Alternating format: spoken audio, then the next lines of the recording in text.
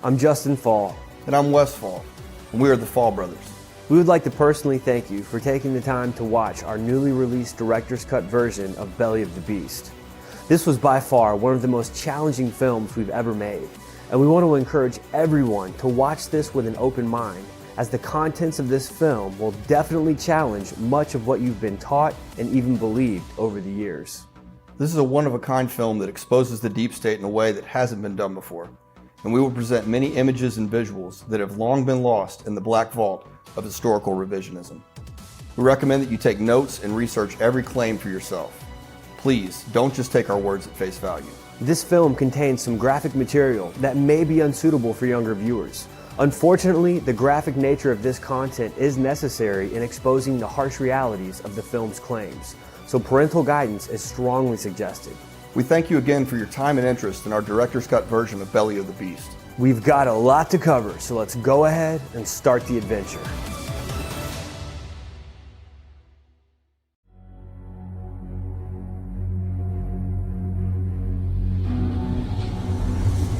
We've been told that America is a Christian country from its origin, one nation under God. We've been taught that our government is for the people, by the people, and that our party system is set up to provide checks and balances.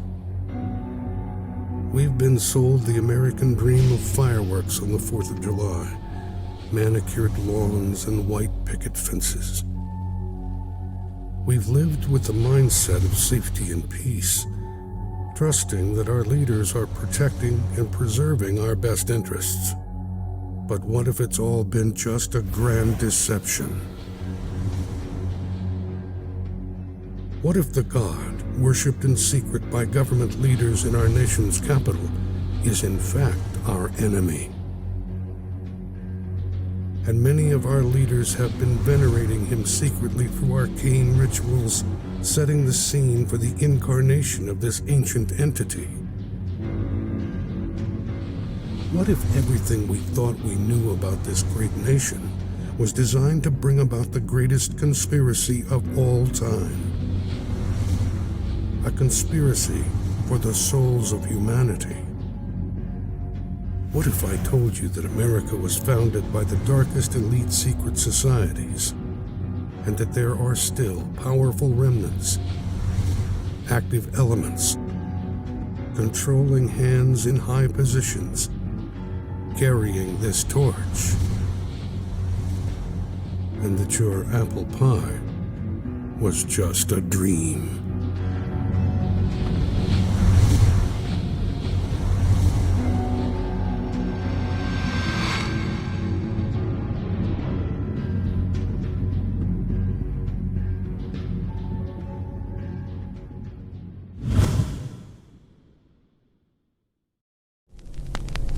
It is in America that the transformation will take place, and has already commenced.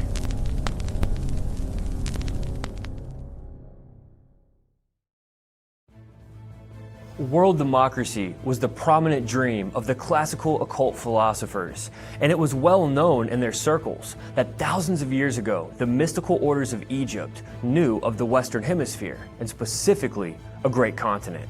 This continent was America. It was during this time that a bold resolution was made, declaring that this Western continent should become the site of the coming philosophic empire of the world. Now, scholars and historians can't agree on specific dates for this arcane declaration, although it would have been before the time of Plato, based on veiled references in his works. The Greek biographer Plutarch described ancient voyages that portray this great continent in the Western Hemisphere being visited by the ancient Greeks. They not only reached our shores, but explored part of the Great Lakes area. Through symbolism they preserved in mythology, their knowledge of this very continent we call America, which the ancient polytheistic Greeks called blessed. This continent was anciently set apart for coming generations in the great human experiment of the democratic commonwealth. This great continent would become the New World, the New Atlantis, or what Jeremiah the prophet called the hindermost of the nations. There has seemingly always been religious persecution, specifically involving the dark arts of magic and occult mystery schools throughout the centuries. It was common for kingdoms to outlaw these types of practices in the public eye, for different political reasons. So in order for a nation to fulfill the esoteric prophecies, it must first offer freedom to practice the old religions of the world. Furthermore, when we consider this freedom of religion declared in America's foundation, we now understand that this had absolutely nothing to do with protecting Christianity, as we've been told, but was rather a cloak for the occult societies to freely advance, officiating their long prophesied philosophic empire of the world. America would be a soil rich for the dawning of the new order of the ages, or as declared by our founders, the Novus Ordo Seclorum. The occult was spreading quickly in the West by the late 1600s, drawing many settlers from all over the world, offering them a safe haven to seek out and practice the ancient arts. Many forms of Babylonian and Egyptian magic, astrology, Kabbalah, polytheistic paganism, and the likes of such were prevalent. And of course, Christianity was also present. In addition, a hybrid mystical version of Christianity was quite popular in those days. Moving forward on the timeline, the celebrated founding fathers by majority are known to have been a mixture of secret society occultists, deists, and even universal spiritualists with a side of Christianity.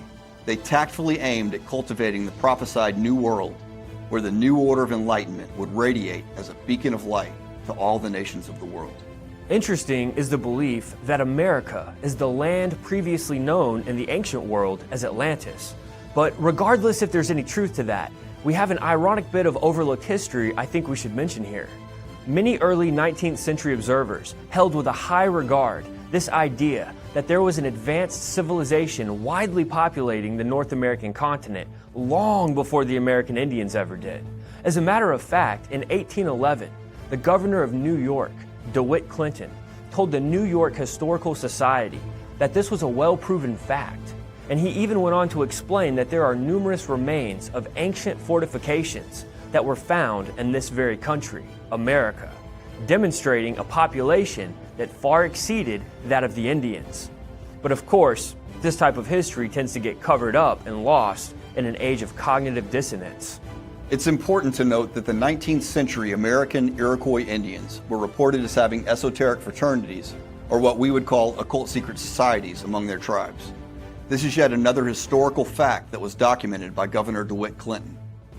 Researchers explained these esoteric Indian fraternities to be a form of ancient Freemasonry prevalent in the land. These claims were taken seriously when the Seneca leader, known as Red Jacket, as well as other New York area Indians, were seen wearing Freemasonic-style medals in the shape of the square and compass.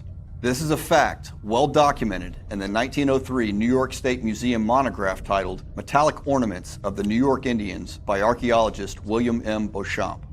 So we see the Luciferian god of Freemasonry thriving in the land, being worshipped and served here long before the founding fathers had officiated the American government. It would seem that neither the early settlers nor the Indians had brought Lucifer worship to the land, but were rather continuing the occult traditions of the prior civilizations of this great western continent.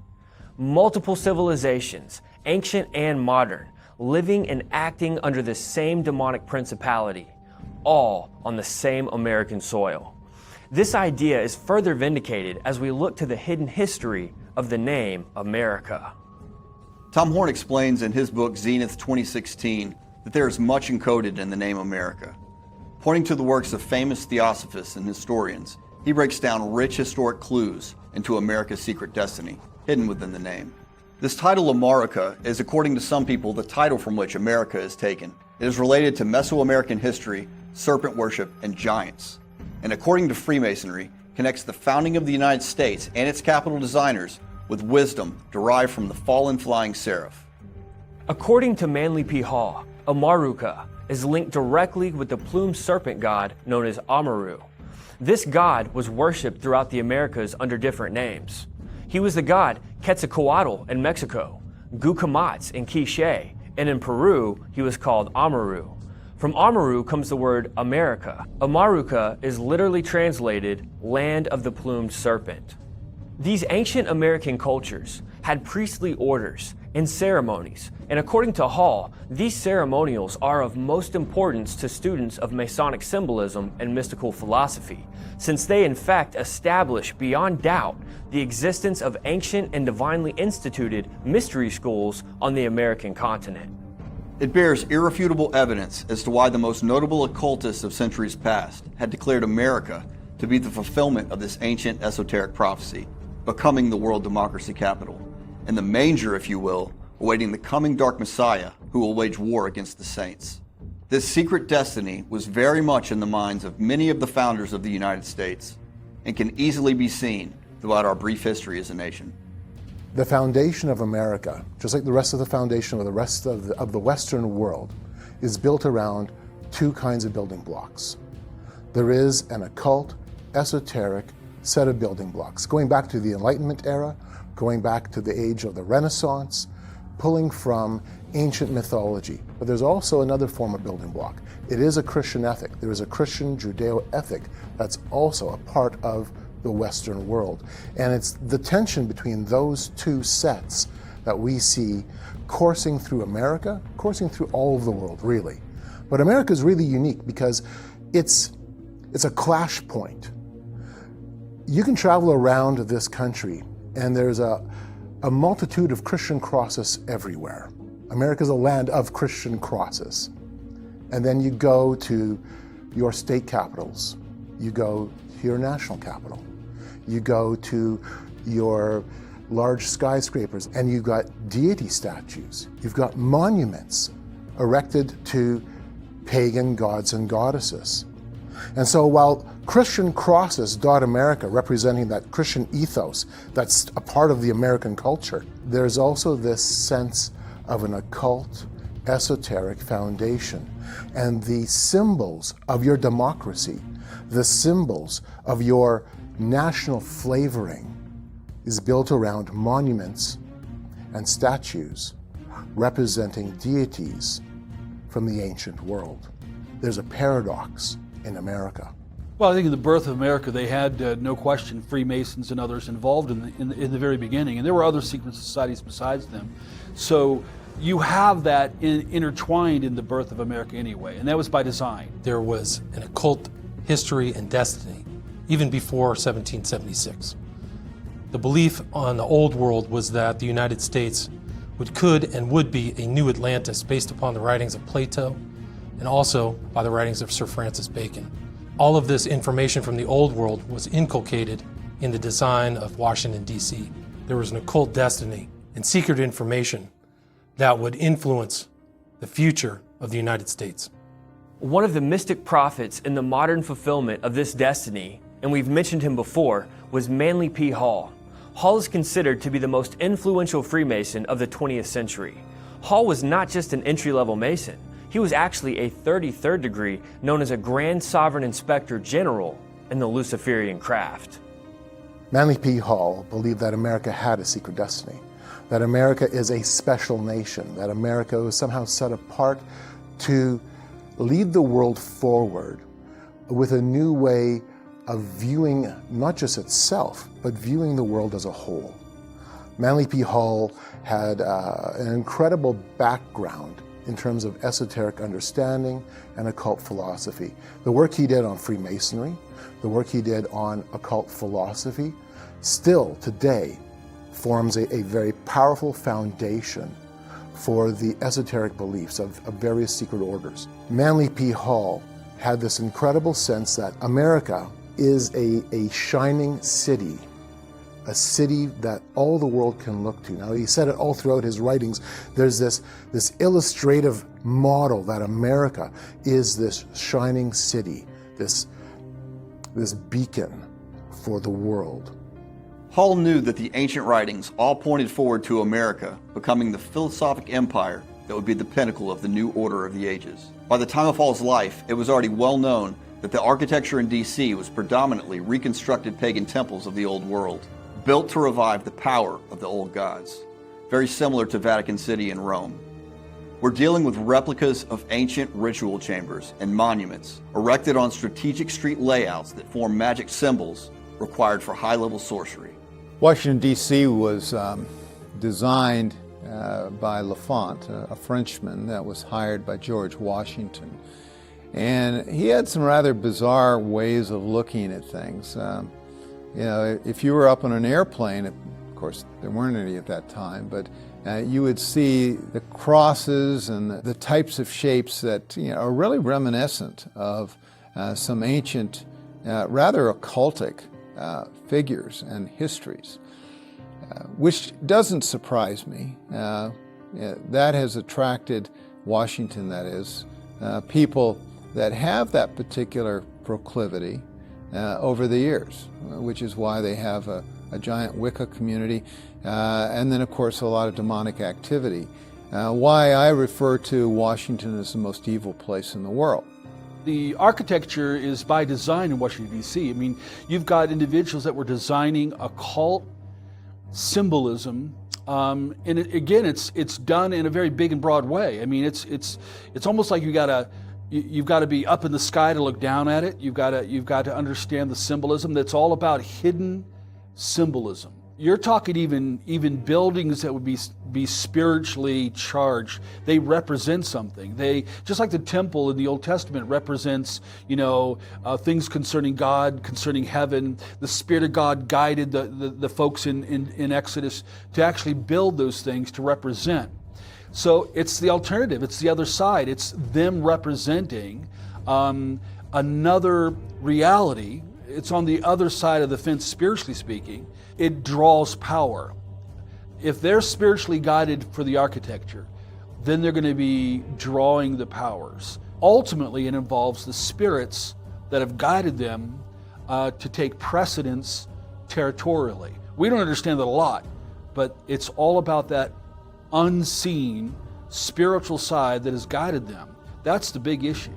To further investigate, we headed to Ground Zero to meet up with Tom Horn and discuss some of the secrets of popular American symbols and their connections to the ancient past.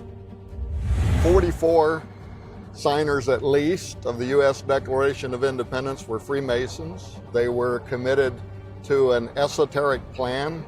You had Europeans that were influencing the early founding fathers here. Why? Because they had this deeply held occult idea that was based on Bacon's New Atlantis, right? That at one time, in fact, by the way, Bacon wrote that he thought the original Atlantis might have been right here, where Washington, D.C.'s capital city is now. Wow. And that this is where it would be rebuilt. This is where it would rise from the ashes, right? To become an occult democracy dedicated to all of the ancient pagan gods. Now, whenever we talk about this kind of stuff, I doubt that most of the people that are walking around us here in the Washington Mall have any clue the forethought that went in to the way this design is laid out, with the obelisk standing in our background. In the other direction, the U.S. Capitol Dome. What this symbolism all means had to do with their dream of building a new occult democracy that would once again give honor to the ancient pagan gods. And in fact, as you know, you can go on the official Library of Congress website and you can read an article called The Most Approved Plan. Right. In fact, all of the original paperwork is right over here in the Library of Congress, right? And what does it say? It says that they advertised to all these engineering firms around the world, France, America, right? For somebody to come up with a plan about how the capital city, which Jefferson named the capital city after Capitoline, the ancient Roman city over which Jupiter was the god that ruled all of the other gods. And so they advertised this engineering plan, and all these firms around the world turned in their submissions. They all wanted to get these lucrative Washington contracts, right, to build these buildings and edifices. Thomas Jefferson rejected all of the plans, and our own Library of Congress website tells us why. Because he specifically wanted to shepherd a plan in which this would be built based on the old Roman pantheon and dedicated to all pagan gods. That's what they want, and that's what they built, and that is the reason why, as you and I are standing here in the mall today, you have this obelisk. Now, it's the largest obelisk of its kind in the world, standing 6.666 inches high, 6.66 inches long, each measurement at the perimeter of the base. But it's really based on ancient Egyptian mythology, the original design of which, an obelisk facing a dome, the dome of Isis, the temple of Isis, right? It was a generator. It had alchemy involved with it. The purpose of it was to draw up from out of the underworld the seed of Osiris, so that Osiris could take his rightful place in the Pharaoh, and now Egypt has divine representation. Now this is based on the myth of Osiris, the dying and rising god, and his sister, wife, the queen of magical skills, Isis, right? Right. And so the way the story unfolds in antiquity is that the evil brother Set gets 72 conspirators. Now we know this number 72 is very important. We'll see it inside the U.S. Capitol dome in the 72 pentagrams. They waited 72 years from the signing of the Declaration of Independence to dedicate this obelisk to George Washington, right? So this number turns up over and over. 72 cosmocrators, evil spirits, help Set kill Osiris. They capture him, they nail him up in a box, and then chops him into 14 pieces. This also plays out, by the way, in American history. Chops him into 14 pieces, throws those pieces into the Nile River. Isis searched the banks of the Nile River, but she's only ever able to find 13 of the 14 pieces of Osiris. The missing piece is his phallus, his male organ. So what does Isis do? She takes the 13 pieces of Osiris and she affixes them together in a more perfect union. In the United States of America, we take the 13 colonies and we bring them together to form a more perfect union. And right here in the capital city that represents that union, we also recreate the dome and the obelisk. So ancient Egyptian religion is literally woven into the fabric of the foundation of America. There is absolutely no denying the connections and symbolism between the two. But it doesn't end with symbolism. This actually plays out in ritual. Right as Tom was getting to the breakdown of the ritual, on location, we were met with what was later determined to be high-level audio surveillance. Our wireless microphone frequencies were being tapped into, causing our transmission to suffer interference at times. What you are about to witness is the product of that interference. Now, so important, by the way, was this story where Isis creates a magical obelisk to replace the missing part of Osiris's ithyphallic corpse, right? She sits on, to be blunt, the obelisk on the corpse of her dead husband brother, and Isis fashions the very first ever raising of Osiris enchantment ceremony, in which she calls forth the seed of her dead husband from up out of the underworld. It magically emits from the obelisk into her womb, and Isis becomes ever pregnant because she is constantly giving birth over and over again to the dying and rising god. Now, so important was that mythology, by the way, that it formed the center of the cosmology of all of ancient Egyptian magic, and then later into the mystery schools, Rosicrucianism, the Freemasons, right? So important was it that at the inauguration of every pharaoh who would take his role as the king of Egypt, during a festival called Opet, they would put the pharaoh on a barge and they would pull him up the Nile River. As he was on the Nile River, the laity of Egypt are walking along both sides of the river, right? And they're replaying the myth of Osiris and Isis.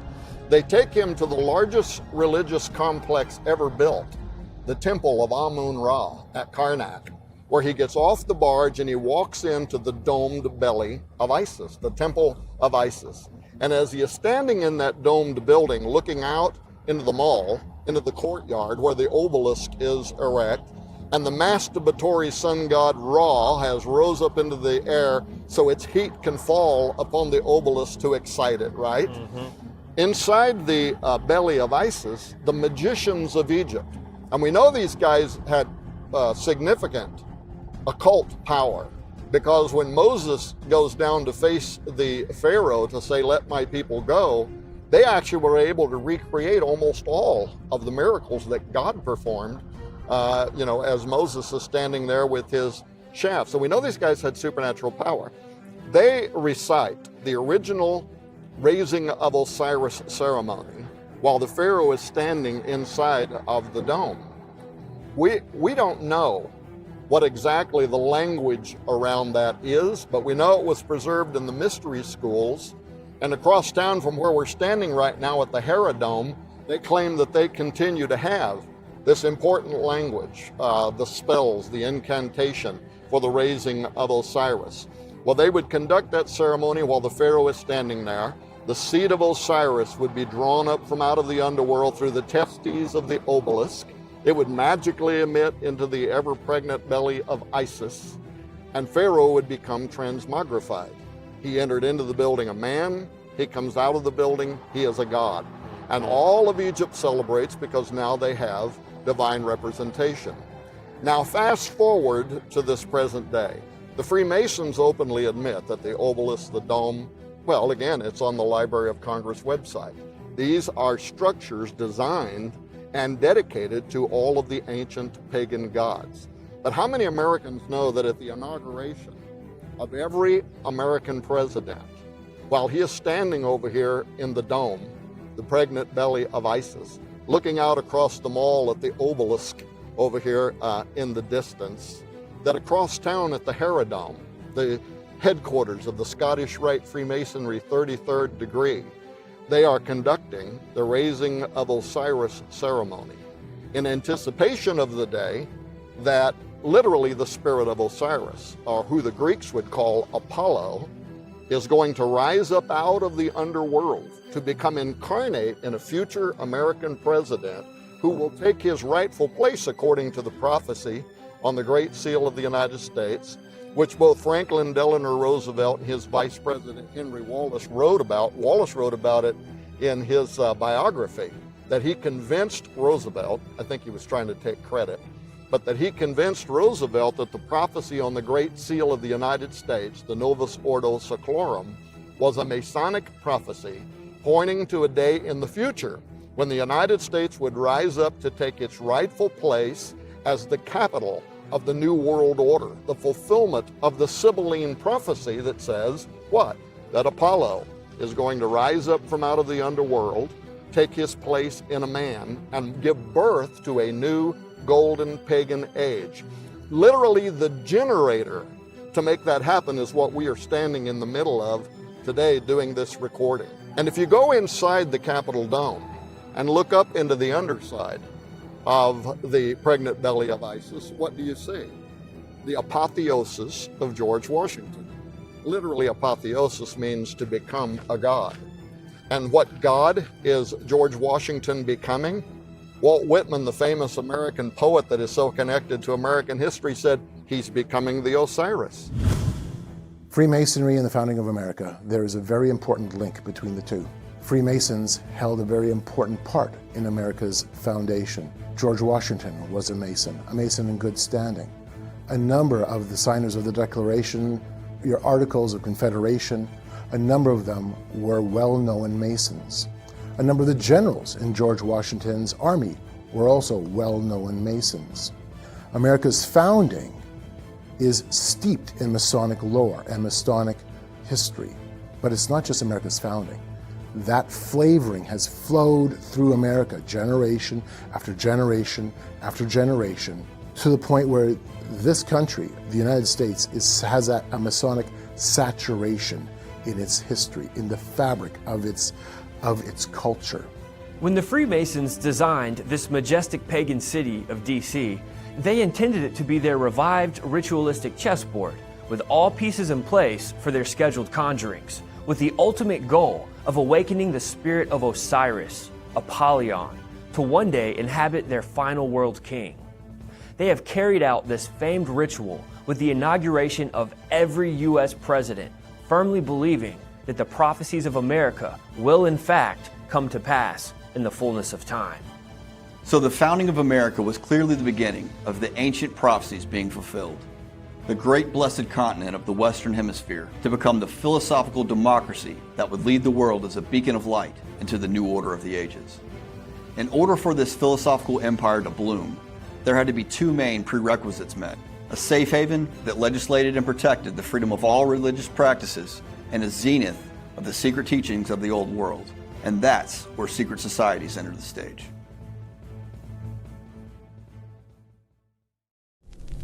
Secret societies have existed among all people, savage and civilized, since the beginning of recorded history. It is beyond question that the secret societies of all ages have exercised a considerable degree of political influence.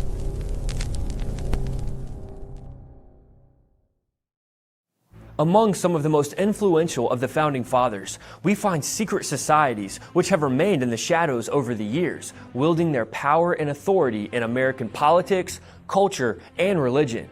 It's always been the goal of the secret orders to keep and maintain the ancient occult teachings and rituals while influencing the politics, religion, and culture of their day. Historically, the secret societies have seemed to always control the zeitgeist, or the spirit of the time.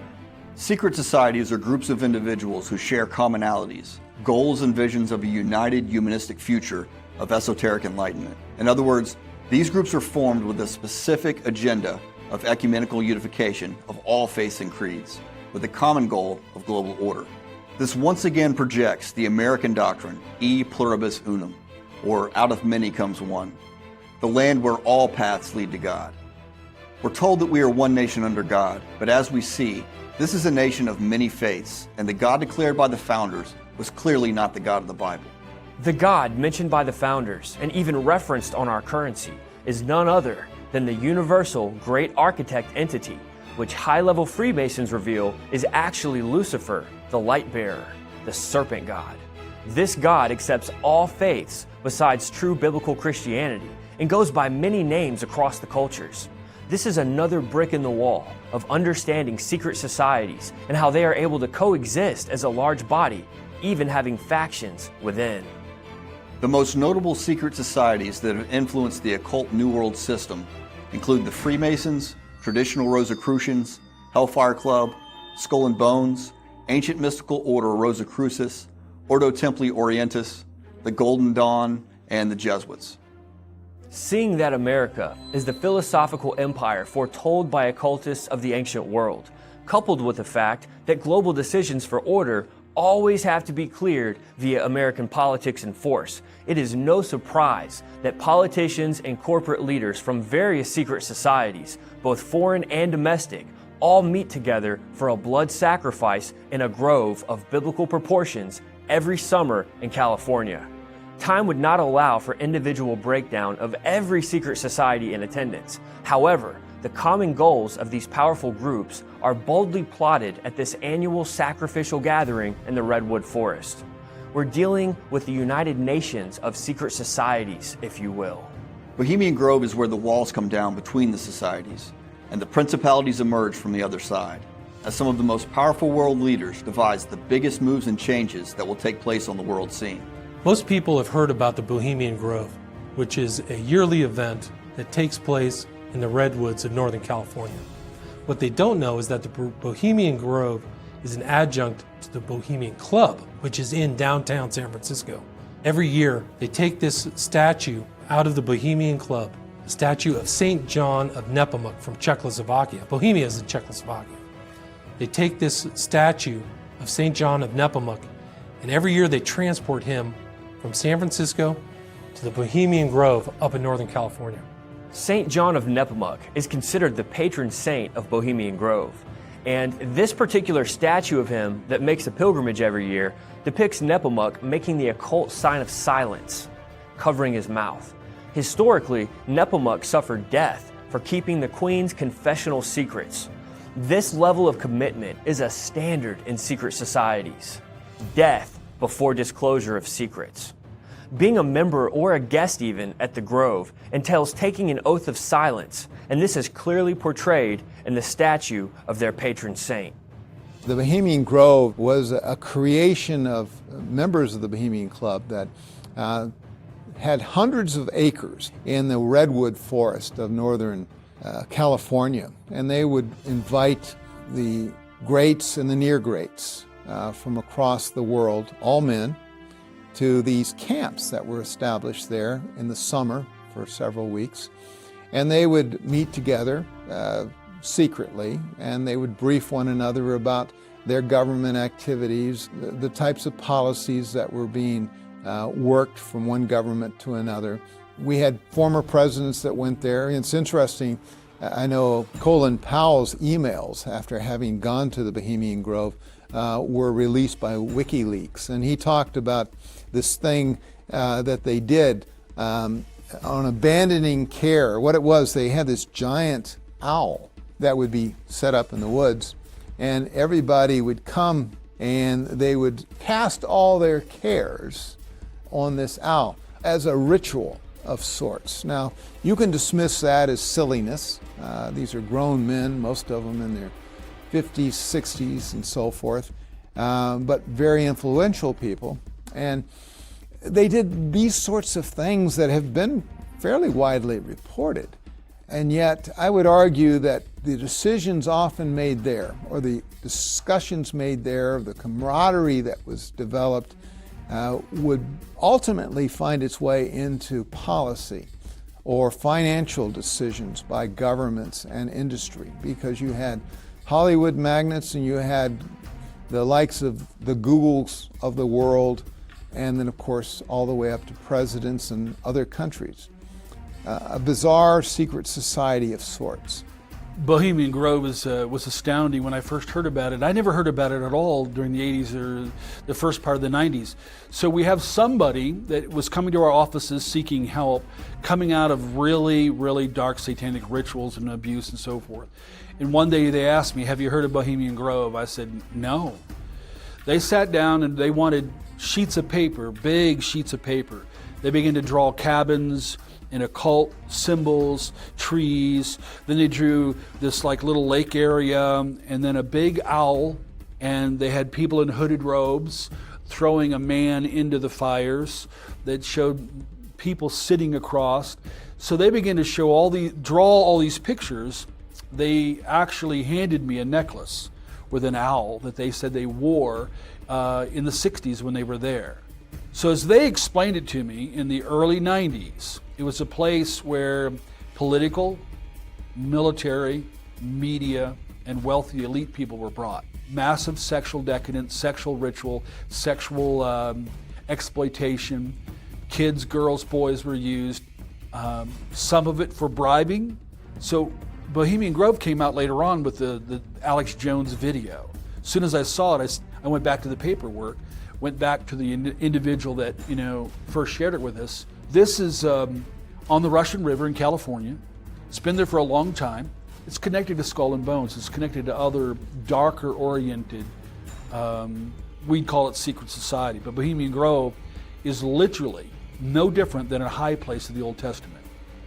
It is an encampment for an idol of an actual demonic presence. That's what every idol is a representation of the actual presence of a territorial or a particular demon god, small g, that would rule a tribe or a family or rule a nation even. And that would be the image. So we have the owl there. They do a number of preparatory rituals, which is true among left-hand pathers. That this whole ritual leading up to this, it's one of many that is done, but before they can ever do it, and they never do it without acquiring, inviting, somehow they bring in the world elite. So we all know the stories now, even from the Bohemian Grove Club in San Francisco, the names that have been put out, the lists that have been out, many, many other pictures are out now, old black and white pictures are out. It's been there a long time. It's a place where you can come as Democrat or Republican. You can come as a financier. You can come as the CEO of major corporations and major companies. It's a place for networking. It's a place where you can come and, without the camera of the media on you, can discuss policy. And really what it boils down to is relationship building. Relationship building across all lines. It's that rubbing shoulders, it's that coming together. It's that place where they inspire one another and move agendas and ideas forward without the prying eyes of media, without the prying eyes of the public. One of the most damning indictments of the realities of this Luciferian gathering, made up of all secret societies and political parties, celebrities and global leaders, would be the David Gergen Street interview. Gergen was the presidential advisor to Nixon, Ford, Reagan, and Clinton, and a longtime member of the Grove. This literally validates not only the existence of the Grove and the rituals, but also depicts the code of secrecy taken by its members. I read a Washington Times article many years ago where you had a comment about the organization, and then now it's been in the Wall Street Journal, it's been in a lot of different newspapers, and that's the Bohemian Grove. And back in, 1996, when you joined as a Clinton advisor, the Republicans were criticizing you, oh, what about Bohemian Grove? And then you countered them by saying, hey, I don't run around in the woods naked. What did that mean? Here is the before-mentioned Washington Times article where he said, I didn't run around naked like they do. I don't know what quote you're referring to. I'm not aware of any quote like that. Listen, I am a happy member of the Bohemian Grove. I like the folks who come there, and it's really inappropriate for me to talk about the group beyond that. Thank you. Have you been there for the ceremony with the cremation of care? Frankly, I don't think that's something I need to talk to you about. Bohemia, we thank thee for thy adoration.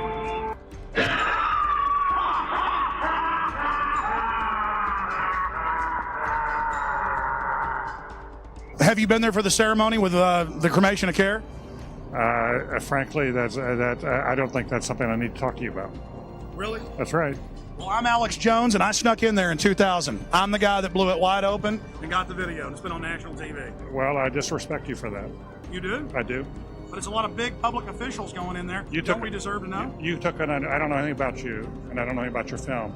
But if you go in there with an understanding, you violated that understanding by releasing that film, and I don't respect you for that. Really? But we have public officials. I'm sorry. You took an understanding when you went in there that you would not do that film. And did you have an understanding when you went in there? No. Did you crash it? Yes. Yeah, and it has no trespassing signs there too, doesn't it? No, they put them up after. Oh, I'm sorry. I just walked in. I'm sorry, sir. I've been there before. I know what the circumstances are, and I'm sorry you violated the understandings. That was not a gentlemanly thing to do. But what about the ritual? Is the ritual gentlemanly?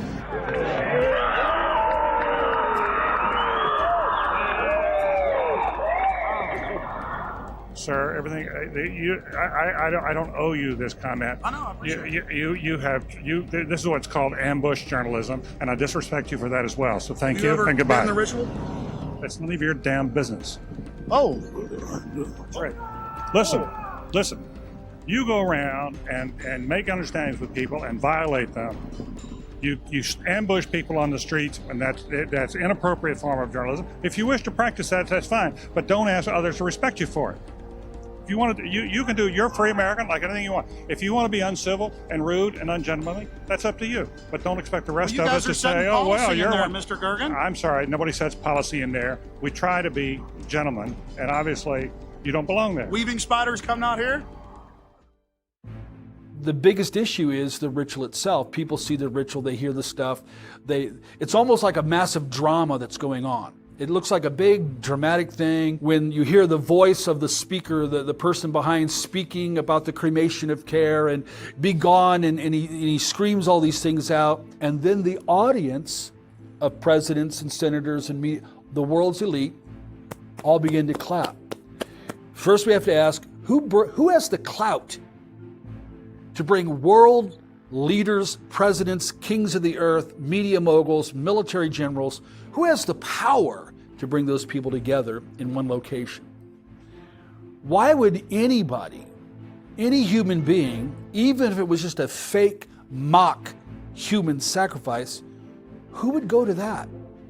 So even if it was mock, even if it was fake, why would world leaders, powerful people, go there and applaud at the end if it was fake? Here's what I believe without question about Bohemian Grove. Some are there because they've been invited to be influenced. They're unwitting to what's going on. Many, if not most, are witting to what's going on. They know what's happening. When we found out the reasons for the ritual at Bohemian Grove, the human sacrifice that would go on, it's not Moloch, but it goes back to Sumer, more likely to Semiramis and the most ancient of the ancient gods, small g, and the ritual of a human to be offered. So that in a ritual, as I said earlier, when a ritual is done, it's done as inspired by that side to open a doorway, to cause a release, to grant the door, to open the door so they can come through. So the most important thing is not only who gets them to come, who designs this to be done, and what's the real reason? The real reason is similar to Revelation 16. When out of the mouth of the false prophet, the beast, the Antichrist, and the dragon, come spirits sent to the kings of the earth to supernaturally gather them, to move them. You have a massively global scale, powerful ritual being done so that when that human being is thrown, and probably alive, maybe drugged, but probably alive, thrown into the fires, burned alive, then the demons that have been right at the doorway, all of a sudden the doorway, the curtains come down, and that presence by target goes to the audience there. So in the real Luciferians, the reason they're doing this, summoning spirits, sending it on to the audience, world leaders, for influence, for inspiration, for preparation, to move them in one direction. It is an astounding ritual. How could it be happening on U.S. soil? It's a global class ritual. It's a powerful high place sitting on U.S. soil. Bohemian Grove is a high holy place for the shadow government and has been since its infancy. The occultist movers and shakers of the world have long found demonically charged power and comfort in the blood rituals amidst this brotherhood of brotherhoods. What was once considered a conspiracy theory, the shadow government, has now broken out into the mainstream under a different name, possibly to soften the blow of its exposure. This long-standing cabal of decision makers and policy setters, the hand behind the false flag terror attacks and sponsor of international terrorist groups, the shadow government is now known as the Deep State. There exists in the world today, and has existed for thousands of years, a body of enlightened humans united in what might be termed an order of the quest. It is composed of those whose intellectual and spiritual perceptions have revealed to them that civilization has a secret destiny. The outcome of this secret destiny is a world order ruled by a king with supernatural powers. This king was descended of a divine race, that is, he belonged to the order of the illumined. But those who come to a state of wisdom then belong to a family of heroes, perfected human beings.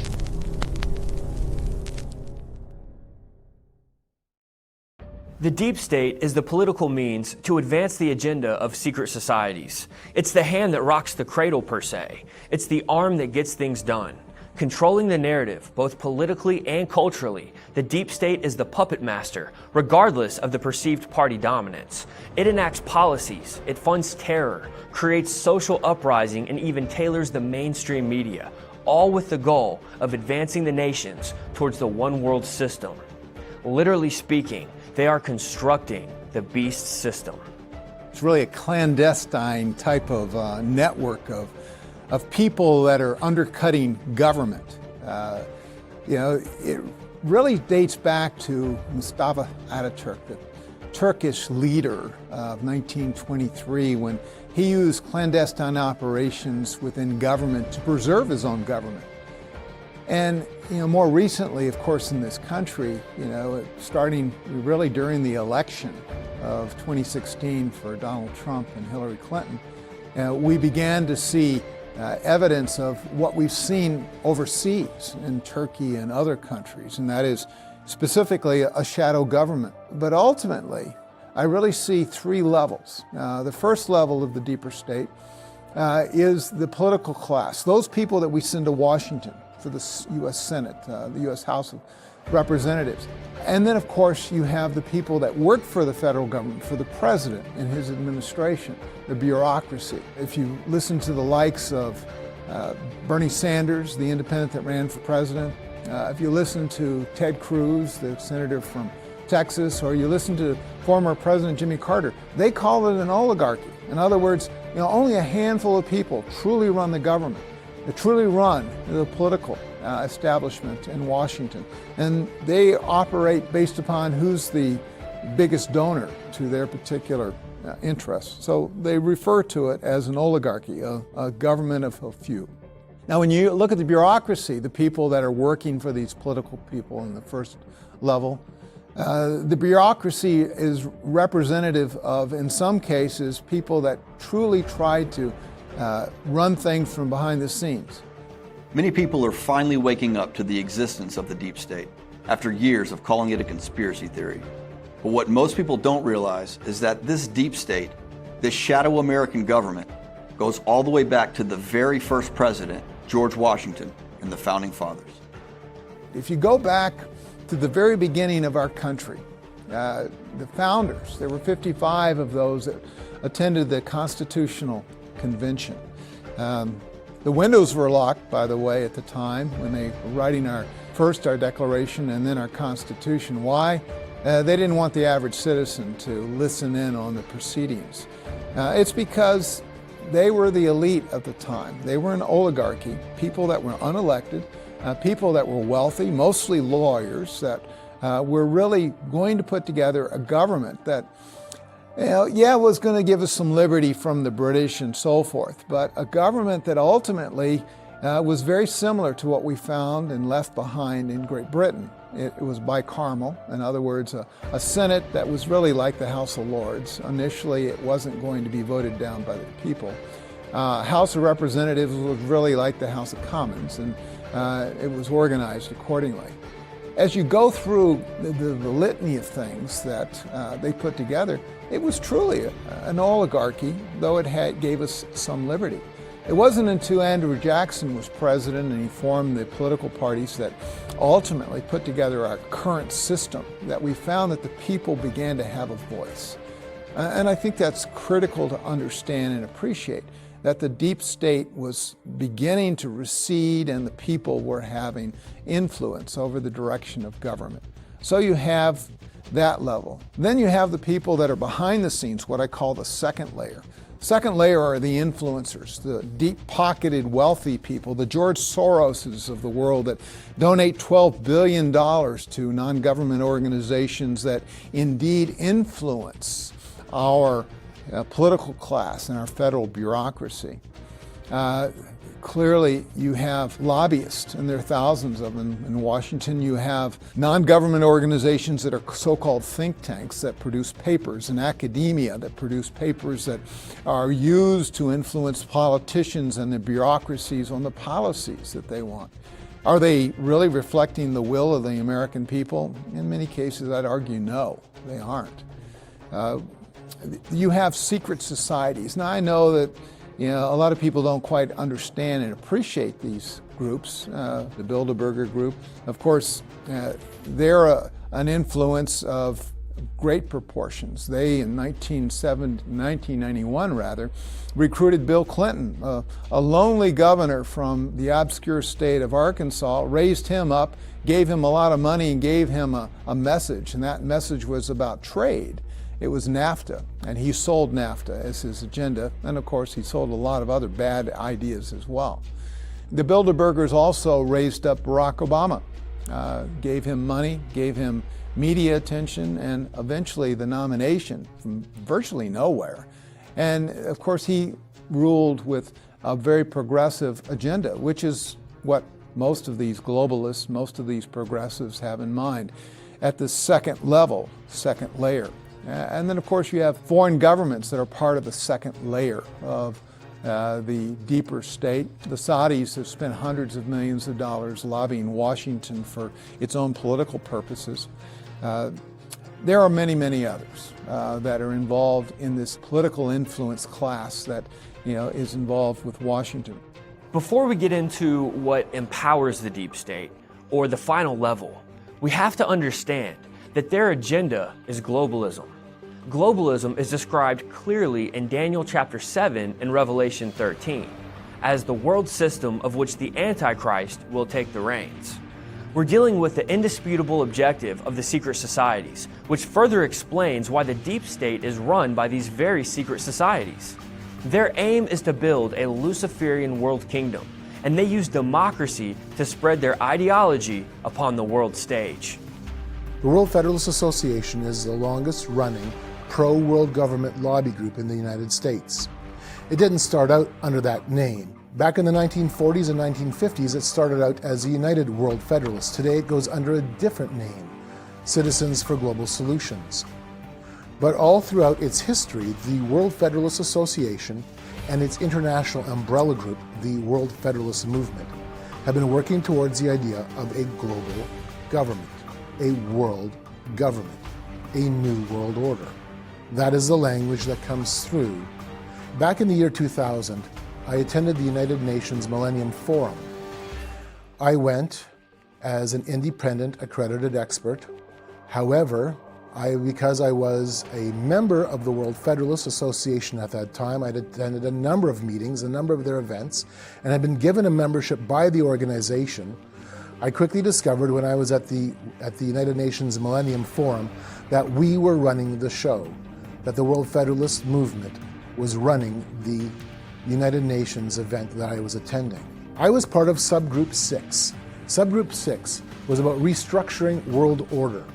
And so for the course of the week, we had panels and workshops and lectures and sessions, planning sessions, on things like creating a global taxation regime, developing an international military and police force, setting up a global parliamentary assembly. This is a very big idea. Because what we were doing was we were discussing the framework, the skeletal framework for literally a form of world government. What is a world government? A world judicial system, a world where we develop international law, a world military and police presence, a world executive. George Bush Sr. called it a new world order. That language, he used that language all the time. In fact, he was really well known for that phraseology. A lot of people even thought he was the one that brought up the term, that he somehow invented it. No, he was using an old phrase. Ronald Reagan talked about a new world order. Jimmy Carter talked about a new world order. FDR talked about a new world order. Back in the 1940s, the birth of various World Federalist organizations, including the United World Federalists, even churches were talking about world order.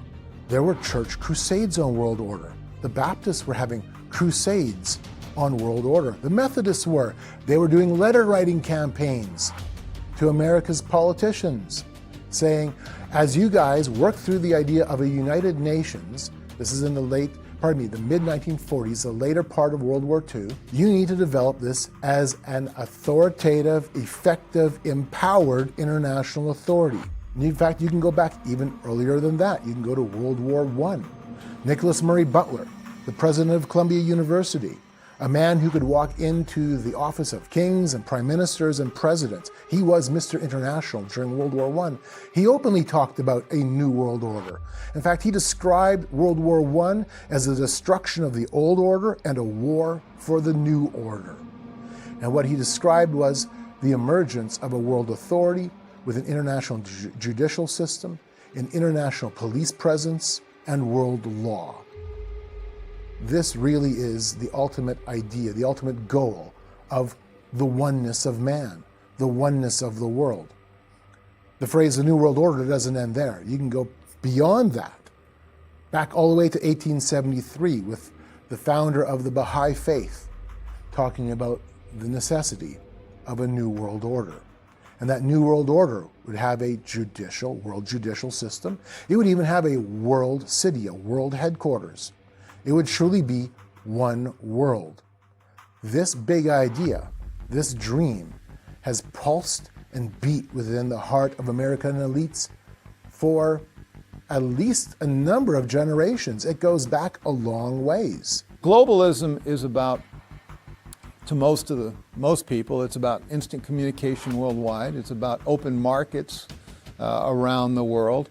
open borders in many cases. But it's more nefarious than that. To me, it's about a religion of humanism, a religion that wants to reduce the Earth's population from the current 8 billion to 500 million, thanks to the likes of globalist Ted Turner. They believe that they're genetically predisposed to be the elite of the world and that they're going to run things. They trace themselves back to, of course, Friedrich Hegel, who is a 19th century German philosopher who believed in the zeitgeist, the spirit of the time. And they believed in, over time, that man's going to become perfect eventually. And as a result, they're going to be in charge of this perfect world.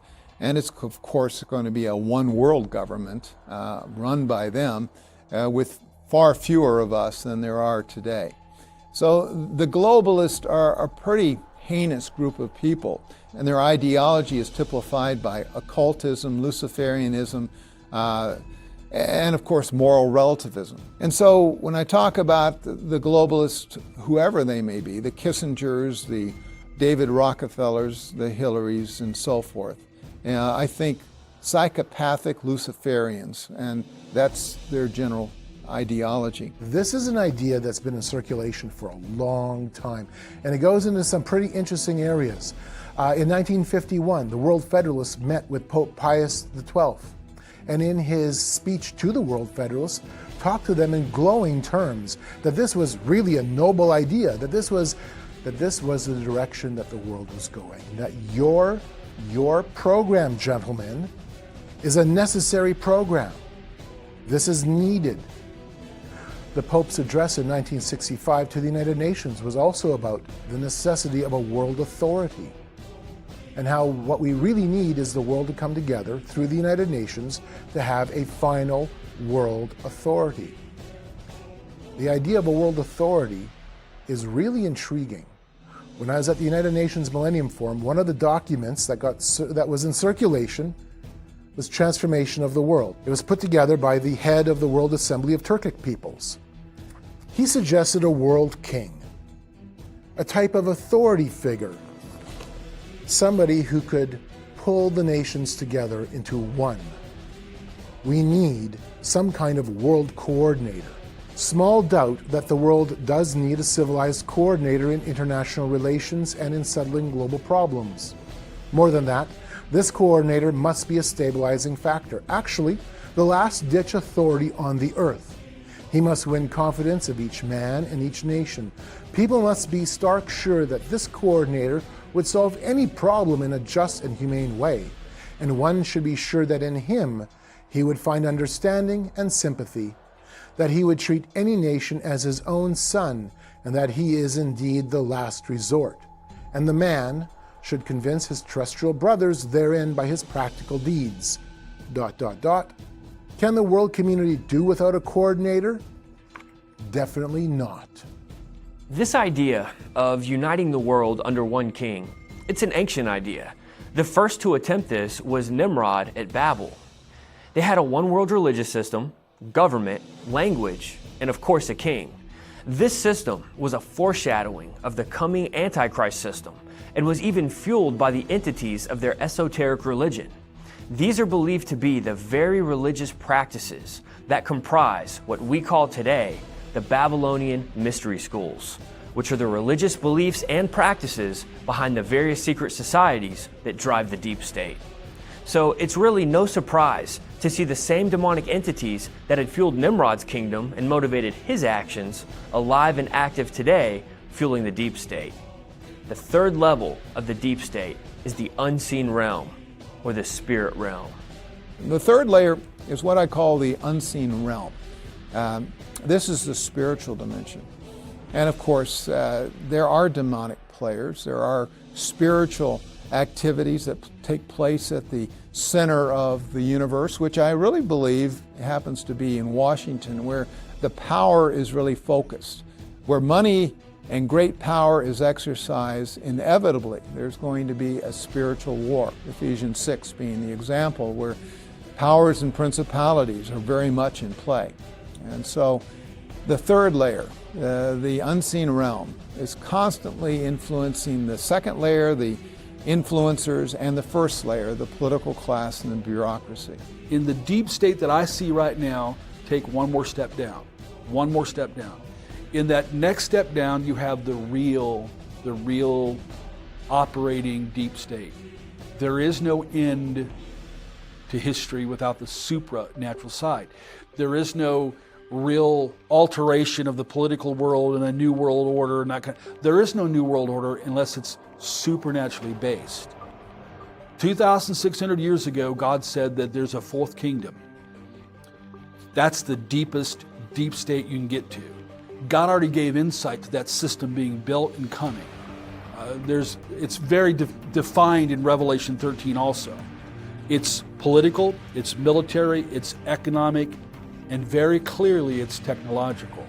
If we're that close, Revelation 13, the biblical Greek word is anabano, they will rise as if, I don't know, we're the 10 kings. And so we've been given great insight to an agenda. It's like God ripped open Hell's Kitchen, saw the blueprints, and said, hey, here's some of the sequence of satanic evolution. So it's the unseen realm where the real plots are devised.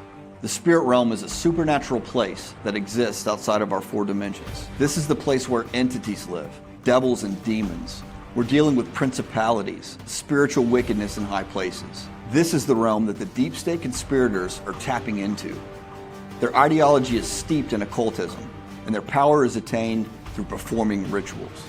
Rituals are the heart and soul of the cabals of the world. Rituals are the keys that open the doors to the spirit realm. Magic is the science and art of causing change to occur in conformity with will.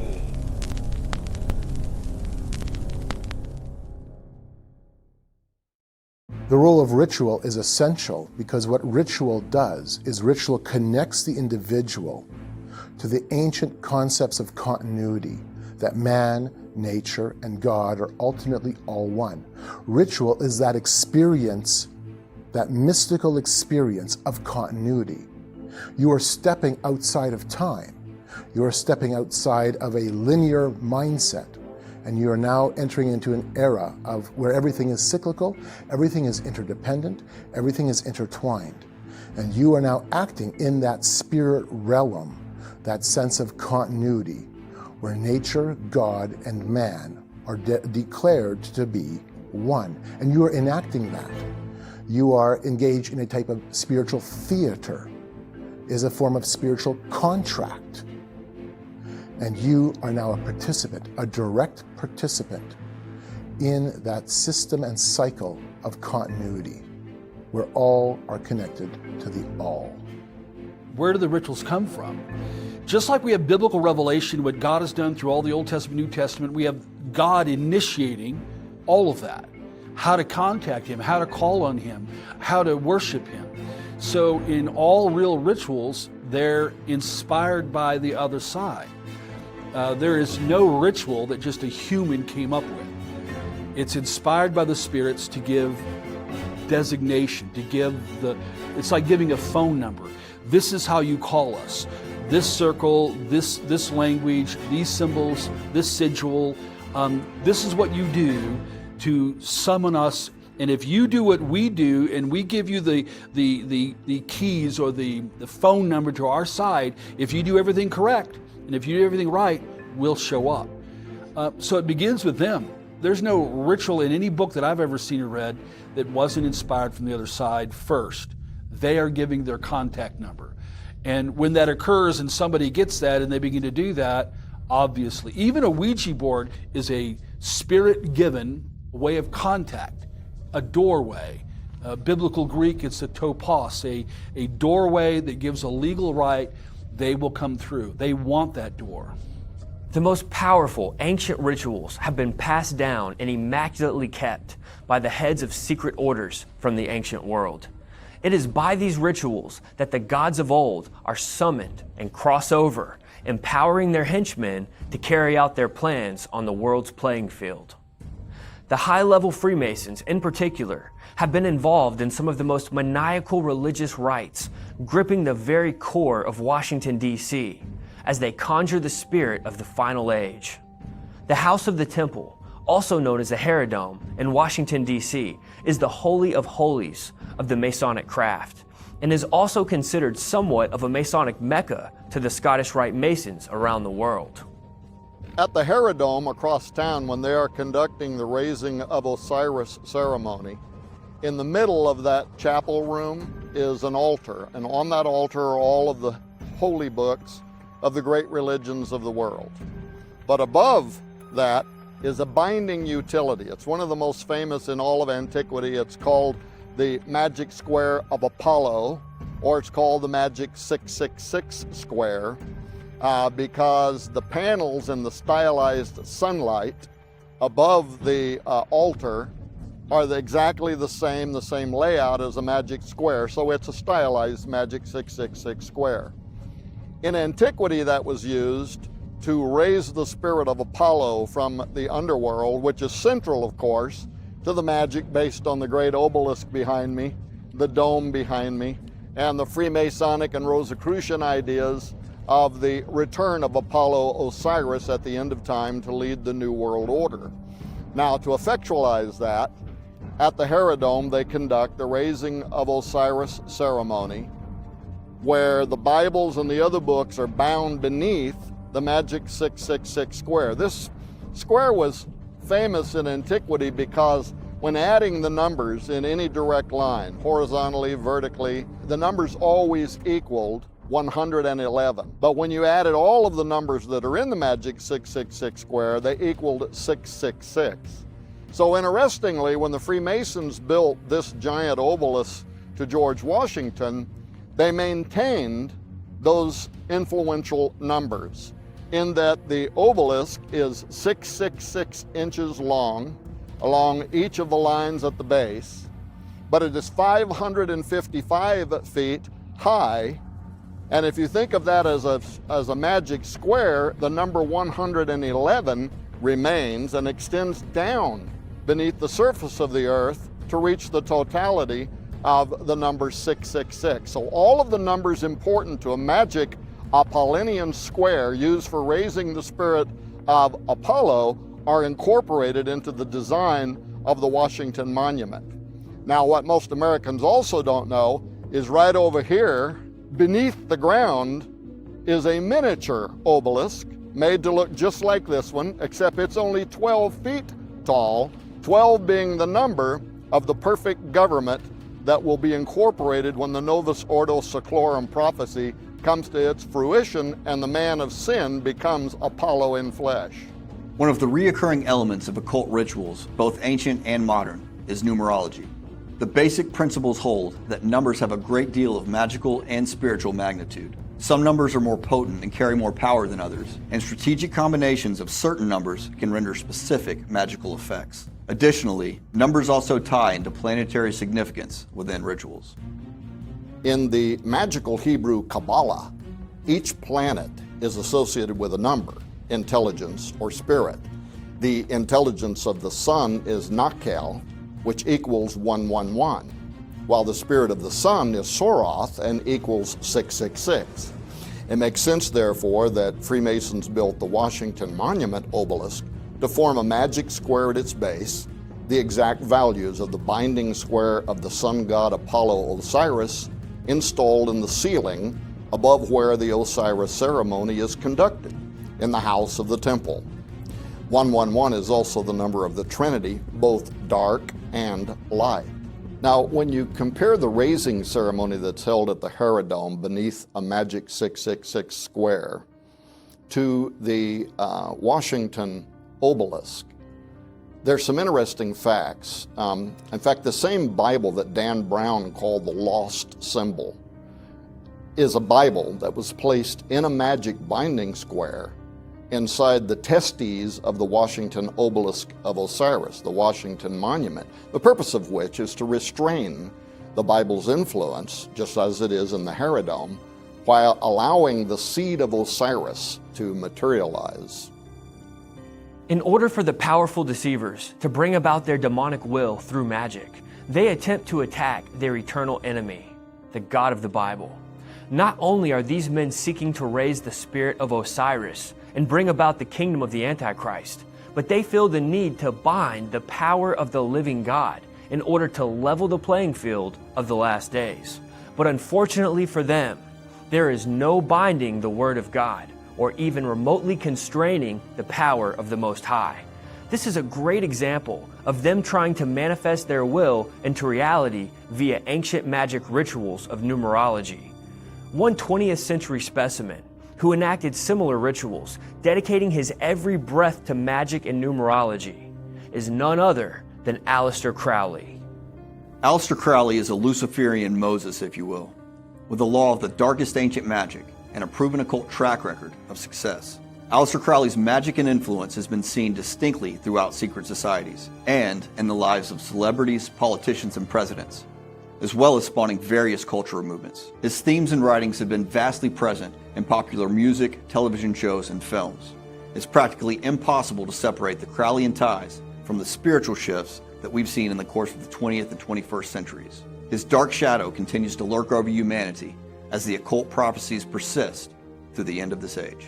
Aleister Crowley was born in England in 1875. He was born as the only son of a very wealthy brewing family.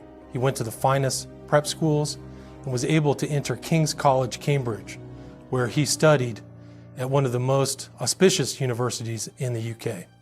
While he was there at that university, he became interested in three things: poetry, mountaineering, and the occult, and studied everything he could. And he heard about an invisible college, something that the Rosicrucians used for their secret society, and he wanted to investigate and find out what this invisible college was. And it led him to join the Order of the Golden Dawn, which was a post-Masonic secret society. That means that it was beyond Masonry. So people who entered into it had already gone through all of the grades of Masonry. And he absorbed all the information from the Golden Dawn and went on to start his own religion called Thelema, which he based upon the receipt of the Book of the Law in Egypt in 1904, where he said he received this information from a being called Aiwass. During his life, Crowley wrote about the variety of different spirits that he contacted. Aiwass was one of them. Another one he termed the magician or the wizard. He also did the Alamantra working in New York in 1918, where he came in contact with a being that he drew that looks very similar to what is known today as the gray alien. Crowley thought of himself not just as an occult scholar, but really as a prophet. And he talked to himself as the prophet of the new aeon, this cosmological age that would change current understandings of the world. So he called himself this prophet of the new aeon, and he was the head, and he became the head of the German secret society, the Ordo Templi Orientis, in 1925. But why I think Crowley is really referenced as one of the most important figures in modern history is that he left a vast repository of writings. You could distill all of his teachings into one simple 11-word, 11-syllable axiom, which is, "Do what thou wilt shall be the whole of the law." And that was an important clarion call for later decades in the world, particularly the 1960s, where people like Timothy Leary took that call and promoted licentiousness and drug use through American society and really world society, as many people would pick it up. And that was really his intent. He really wanted to bring on this new age of Horus, which he called the birth of the child, a birth of a new value system, a non-Christian value system. And if you look back on the 20th century history, you can see that that has been in effect upon human civilization. Crowley, obviously, in his adamant rejection of Christ, it reminds me a little bit like Judas. You know, if your heart is walled up against God and walled against, you become very open for the other side, because that's what the other side is all about. Opposition. You know, Satan, the fallen cherub, is in opposition to God. So when there's a heart that's bent that way, and that heart is angry and so forth, you already got doors being opened. And then when they pursue, demonic presence, dark side presence will only guide people to pursue darker measures so that broader doors can be opened. They do love to possess people, but maybe more than that, they like to use people. 1 Timothy 4:1, where people become vessels, conduits, and the entities then the demons then can use them to write those doctrines of demons. Then that influence, look at Crowley's writings. His writings influenced far more millions than when he was alive. So he has charged writings, rituals in those writings, the Amalantrah working, and the crossing over of the entity Lamb. This is huge. We're talking about major rituals, and it couldn't have been done without blood. Even his own son died in one of those rituals. They're predatory, they're observers, they're watching, they're looking, and they're always going to come masqueraded. They have the power. The biblical Greek word is meta schizmazotai. It's that verse we read where Satan's able to masquerade as an angel of light. We read the verse quick, but it's real. They have the power, the supra-human power, to alter their presentation without changing their nature. And it's all done and designed for the sake of deception. So in his case, this high-level entity, engages him, and that's part of the initiation for him, from their side initiating him. Of course, he's acquiring presence, power, gaining what he would consider as knowledge from that side, and of course, then he's inspired to write. And from there, he pursued deeper and darker. Sex rituals and sex magic was big on the agenda, as is all the darkest of stuff, and then human and blood sacrifice is involved in it also. Now, some say in the Amalantrah working, when Lamb came through, this entity that looks like a big head with two big eyes, it obviously looks like the Greys that eventually came out, later on in the 40s here in the United States, where that presence began to come out and be shown. Step back from that, and the Amalantrah working, the people that were at the ritual acknowledge that they know, they could feel and even see something come through the porthole that Crowley in the ritual was creating. They were doing a ritual that opened a doorway, but it was so big that they could see and then feel this entity come through. They always present, whether in ufology, rituals, spirit guides, ascended masters, great white brotherhood, that side's always morphing their presentation so that it's acceptable, excitable to the individuals. No different than Genesis 3. When the fallen cherub came there, he was like the shining one. He not only amazed with what he was speaking, but his presence would have been something to amaze Eve. Two of the well-known 20th century figures that were heavily influenced by the magic of Aleister Crowley were L. Ron Hubbard and Jack Parsons. L. Ron Hubbard was a famous fiction writer, and of course the founder of the popular cult known as the Church of Scientology, while Jack Parsons was arguably one of the most legendary rocket scientists of all time. Both men were highly involved in Crowleyan sex magic rituals. Both Jack Parsons and L. Ron Hubbard were disciples of Aleister Crowley, and they practiced his teaching called Thelema as a philosophy that is defined by the maxim, "Do what thou wilt shall be the whole of the law." It comes from Crowley's Book of the Law, which can be connected to the spirit cooking ceremonies of the Podesta brothers and Abramovic from the WikiLeaks scandal. But these are entities that are channeled by an incorporeal demon intelligence named Awas. Thelema is a narcissistic ideology that undergirds several esoteric magic societies like the AA and the Ordo Templo Orientis that fundamentally oppose God's moral law. So Satan targets sexuality because procreation is the human capability that comes closest to the divine, and as a result, it's not surprising that sexual perversion and sex magic are essential components of occult rituals. Jack Parsons, L. Ron Hubbard's Babylon working entailed all sorts of aberrant sexual activity. Now, in Thelemic literature, Babylon has three conceptual aspects. Number one is the gateway to the city of the pyramids. Number two is the Scarlet Woman. And number three, the Great Mother. She serves as a portal for sorcerers. One of the paramount rituals conducted in the 20th century was by two individuals, Jack Parsons and L. Ron Hubbard. It became known as the Babylon working. Babylon working, it was a conjuring of what they thought was called the Whore of Babylon, referred to in Revelation. So they thought the entity was real. Jack Parsons, rocket scientist, performed more than once the Babylon working, which was to bring a demonic high-level power presence into the actual sexual act so that the spirit could be then placed inside the physical side.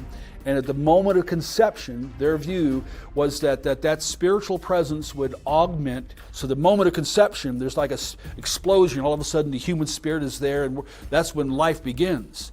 Well, they want to inject that presence, conjure that presence. The goal was to bring about a hybrid being. The idea of conjuring the Whore of Babylon in this ritual was quite fitting to have taken place in America. The occult world has long desired to revive the spirit of Babylon. The resurrection of the ancient one-world system once failed, but esoterically believed to prevail at the end of this age. These occult prophecies built the framework and ideals for America to become the world's superpower and philosophic empire, the very land foreseen as the final Babylon, and revered as such, not only in the world of mysticism, but also prophetically laid out in the Bible. So on the very land of the revived Babylon, they performed the Babylon working ritual, and the conjuring began. The Babylon working sex magic rituals that was carried out by L. Ron Hubbard and Jack Parsons, the founder of the Jet Propulsion Laboratory, happened through the mid-40s into 1946, and the whole purpose of it was to give birth to a magical being, a moon child, described in Crowley's works. And so they used the powerful energy of ninth-degree sex magic, rites that were intended to open a doorway through which the goddess Babylon herself, the archetype divine feminine, might be born, might come into the earth, might appear in human form. Now, Jack Parsons believed that he and L. Ron Hubbard actually accomplished this task of bringing the Whore of Babylon into materialization through a series of rituals that culminated in 1946. Jack Parsons' own biography actually preserves a celebratory statement in which he says that she was embodied in the womb of a female child. And in a fragment from his writings, Parson, who says he's exhausted but also exultant, he declares the work a success and believed that Babylon, in the manner of a dark, immaculate conception, was due to be born to a woman somewhere on earth within 9 months' time. He actually wrote, "Babylon is incarnate upon the earth today, awaiting the proper hour for her manifestation." Now, if one could believe these writings, you would expect that a female child was to be born around 1947, and indeed such an influential feminist was delivered that year, who could offer the most promise for identifying the fruit of Parsons' infamous ritual, and that would be none other than Hillary Rodham Clinton. Intriguingly, Parsons later referred again to the Babylon Scarlet Woman, and this time by a particular name, in his Book of the Antichrist on October 31, 1948, a full 69 years ago, when the female child would have been around 1 year of age. Parsons wrote that the spirit of Babylon came to him, but this time identifying itself as Hilarion, who, he said, would grow on to become an international public figure, dedicating to bringing the work of the Antichrist to fruition. Why is that important? Because the etymology of Hilarion is the arcane Hillary. Now, you have to ask yourself, how many internationally influential feminists were born in 1947 who are named Hillary and that have the potential to become the leader or vice president or influence the election of the President of the United States, the most powerful nation on earth that was dedicated from its inception to the enthronement of Osiris Apollo, who the Bible itself recognizes as Antichrist, and also ask how possible it would be that an entity calling itself Hillary made clear to Jack Parsons 69 years ago that it was dedicated to helping the rise of the man of sin. According to Bill Clinton in a number of books, Hillary Clinton has been involved with Wicca, gone to so-called Wicca meetings or, quote, churches in Los Angeles. And she would decorate the White House Christmas tree, according to Gary Aldridge, with occultic-like figurines. That's rather bizarre, I would think. She was involved in communicating with the dead, much like Eleanor Roosevelt did. All these questions came to my mind recently when reading the WikiLeaks email revelations and remembering how Hillary had hinted that alien disclosure would come if she was elected president, and how the people around her, Abramovich, the Podestas, others close to Hillary, affiliates of hers, were manifest believers in the same UFOs and what they call contiguous aliens, the same that Parsons and Hubbard sought through the Church of Scientology, and so on, that's actually based on an alien called Xenu, as well as being practitioners of the same Crowley occultism that Parsons and Hubbard were devotees of. When you consider all this, it seems to be immediately beyond probability of coincidence that in the days leading up to the last presidential election, these modern Telemas actually believed that Hillary is, or that she could be, the incarnation of the archetype divine feminine, the whore of Babylon, the Hilarion that is set to take the throne of the most powerful nation on earth to assist the Antichrist in his bid to rule the entire world. This constant theme of the Whore of Babylon, or the worship of the Babylonian goddess, saturates the American system, from the steeples of government buildings and cathedrals all the way to the Statue of Liberty off the coast of New York. It has always been a mainstay of the American system. Whether we're dealing with Lady Liberty, Athena, Isis, or even Gaia, we are constantly being inundated with this ancient occult theme of goddess worship across our land. But how would the cabal strategically embed this idea of goddess worship into the culture of the everyday American citizen? How could they condition a society into following after such a perversion on a massive scale?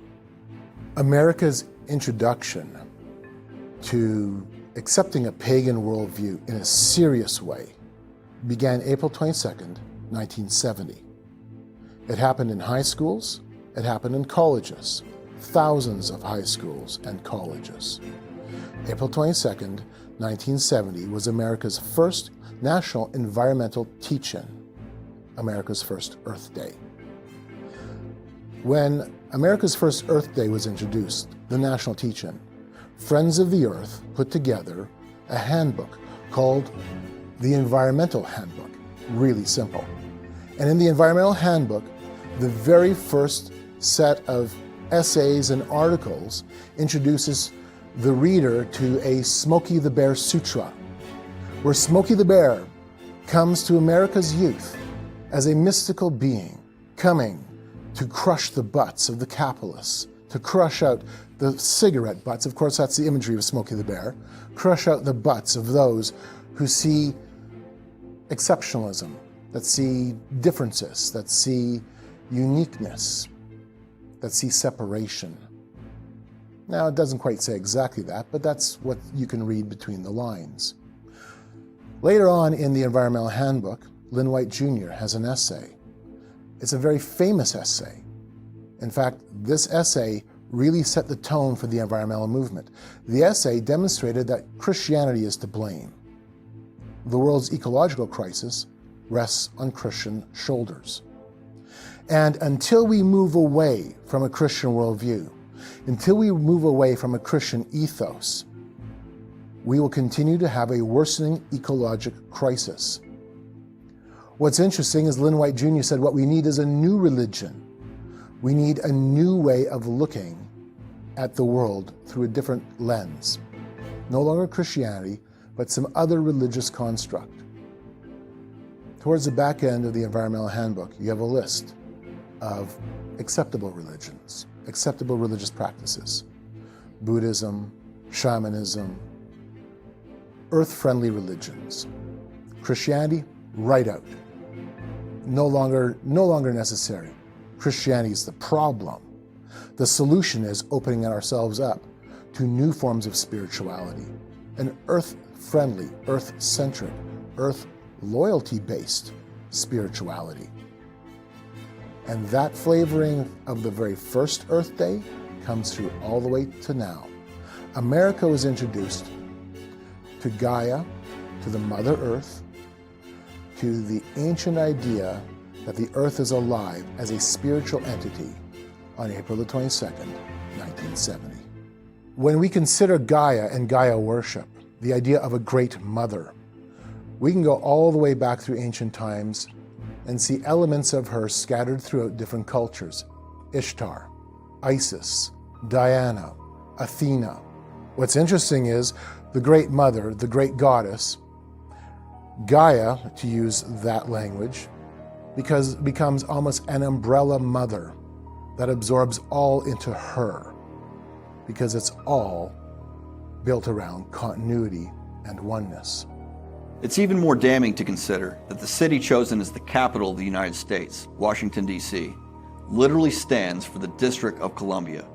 The nation's capital was named for the New World's goddess of liberty, and was from her 1776 infancy a reincarnated Isis, containing all the necessary attributes of the ancient infernal goddess. Her worship and reverence has spread far beyond pagans and covens and cabals, reaching into public schools, universities, and mainstream beliefs. Out of this occult District of Columbia, the spirit of the goddess seethes continuously. As we consider the various elements of occult rites, we can't overlook the power of blood. One of the highest forms of magic involves the sacrificing of human life, the spilling of blood.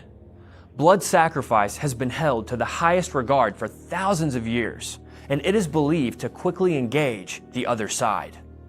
We interface with this body through the blood. The life is in the blood. So we're connected. We're not just up in the pineal gland. Our whole human spirit is housed, and we're plugged in through the blood. There's physics to this. So when you have a blood sacrifice and chemicals are being released in that blood sacrifice, everything's heightened. That's why they want to raise the energies. They want pain and fear and terror. They want all of us to be raised because it helps broaden the door so the spirit can come in and interface, grab into the individuals when the issue of death comes. And that's how they're designed. When death eventually comes, then that gives the complete doorway for the spirits to come over. Then they're on this side. Moving forward on the ritualistic timeline of America, we find a massive blood sacrifice, plotted and carried out by the deep state globalist cabal, invoking the magic, once again, of Aleister Crowley. Most Americans probably have no inclination that the events of September 11th, 2001 were a web of magic blood rituals, finely crafted and strategically woven with the goal of bringing about the new aeon. The events of 9/11/2001 were suffused with occult significance. The numbers that were inculcated into the event all had ties back to the occult in general and Aleister Crowley specifically. The numbers of the planes were 11, 93, 77, and 175. In Aleister Crowley's doctrines, 11 was the number of the new aeon, but also the number of magic, as it fused in both the pentagram and the hexagram. So the first plane that hit the two twin towers, which also were an ideogram in the skyline of an 11, was plane 11. The second plane that hit the twin towers was 175, which is a ritual within Crowley's system about the God you adore. The number 77 was very important to Crowley. As we talked about earlier, it was the number of Babylon and the beast conjoined. So 77 plus 77. So 77 was important. It was also the number of Crowley's doctrine, Do What Thou Wilt on steroids, which is Liber Oz, his book 77, which dictates you can do what you want, and if anybody gets in your way, you're allowed to kill them. So that was 77. And then 93 were two numbers that are specific to Aleister Crowley. They represent two doctrines that are within his religion of Thelema, doctrines of agape and Thelema, both of which in the Kabbalah, in the specific subset of the Kabbalah, Gematria, if you add up the numbers of the letters, both add up to 93. So you can see those numerical signs in the events. The very The events of 9/11, which were pregnant with meaning and created great change in the world, which would be consistent with Crowley's definition of magic, which is to create change in the world in conformance with your will. These two monolithic buildings, the Twin Towers, were both 110 stories tall. And they also set against the skyline a huge 11, which to Crowley wasn't just a number, but also an ideogram, meaning these two different things had something. It was the symbolizing of the union of opposites, which is a very important doctrine within the occult, where two opposites come together and create something new. So those two twin towers were also referenced back to the two pillars that were in the original temple at Jerusalem, Boaz and Jachin. These two pillars that actually had occult significance. They both related to two different things, but they're also related to the pillars of Hercules, which means that that event in an occult context, the September 11th event, 2001, was a doorway to a new world, a new aeon, if you will.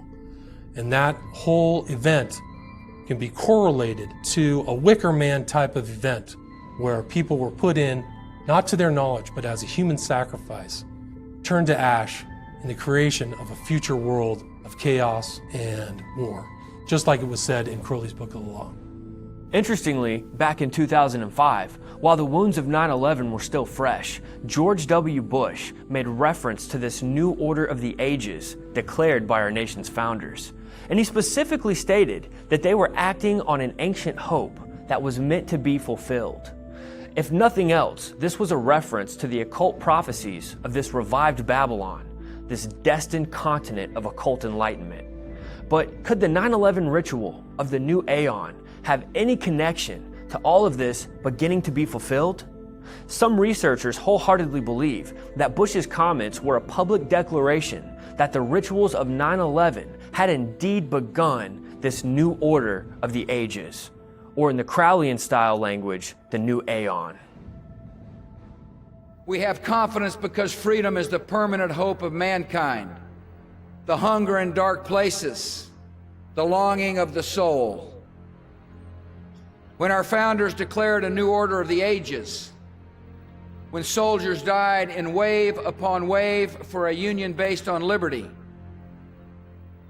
when citizens marched in peaceful outrage under the banner Freedom Now, they were acting on an ancient hope that is meant to be fulfilled. History has an ebb and flow of justice, but history also has a visible direction set by liberty and the author of liberty.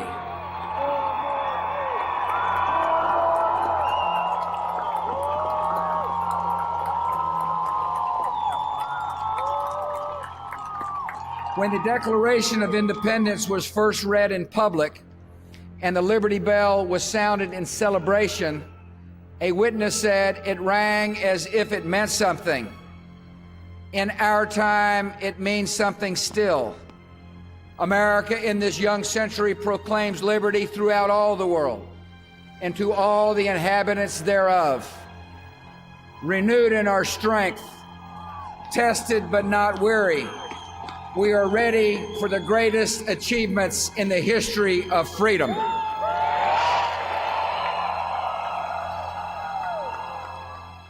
Continuing on the trail of occult rituals of our great nation, we find a bizarre series of events, including pedophilia and a strange archaic practice known as spirit cooking. These events have made the headlines through the Clinton-Podesta email leaks. Once again, we find high levels of government-sponsored occultists exercising Crowleyan magic, leaving their marks on society with things that are so profane, we couldn't believe it had we not had substantial red-handed proof. As soon as spirit cooking entered into the public eye, photos were leaked showing a wide range of high-profile guests involved in these cannibalistic dinner parties. Marina Abramovic has made many rounds with celebrities and politicians as a type of spiritual guru or witch who is said to have some type of radiant energy she can impart by gazing into one's soul. It's not shocking that she has ties to Hillary Clinton, who some claim is a practicing witch and necromancer, and possible channel for Hilarion.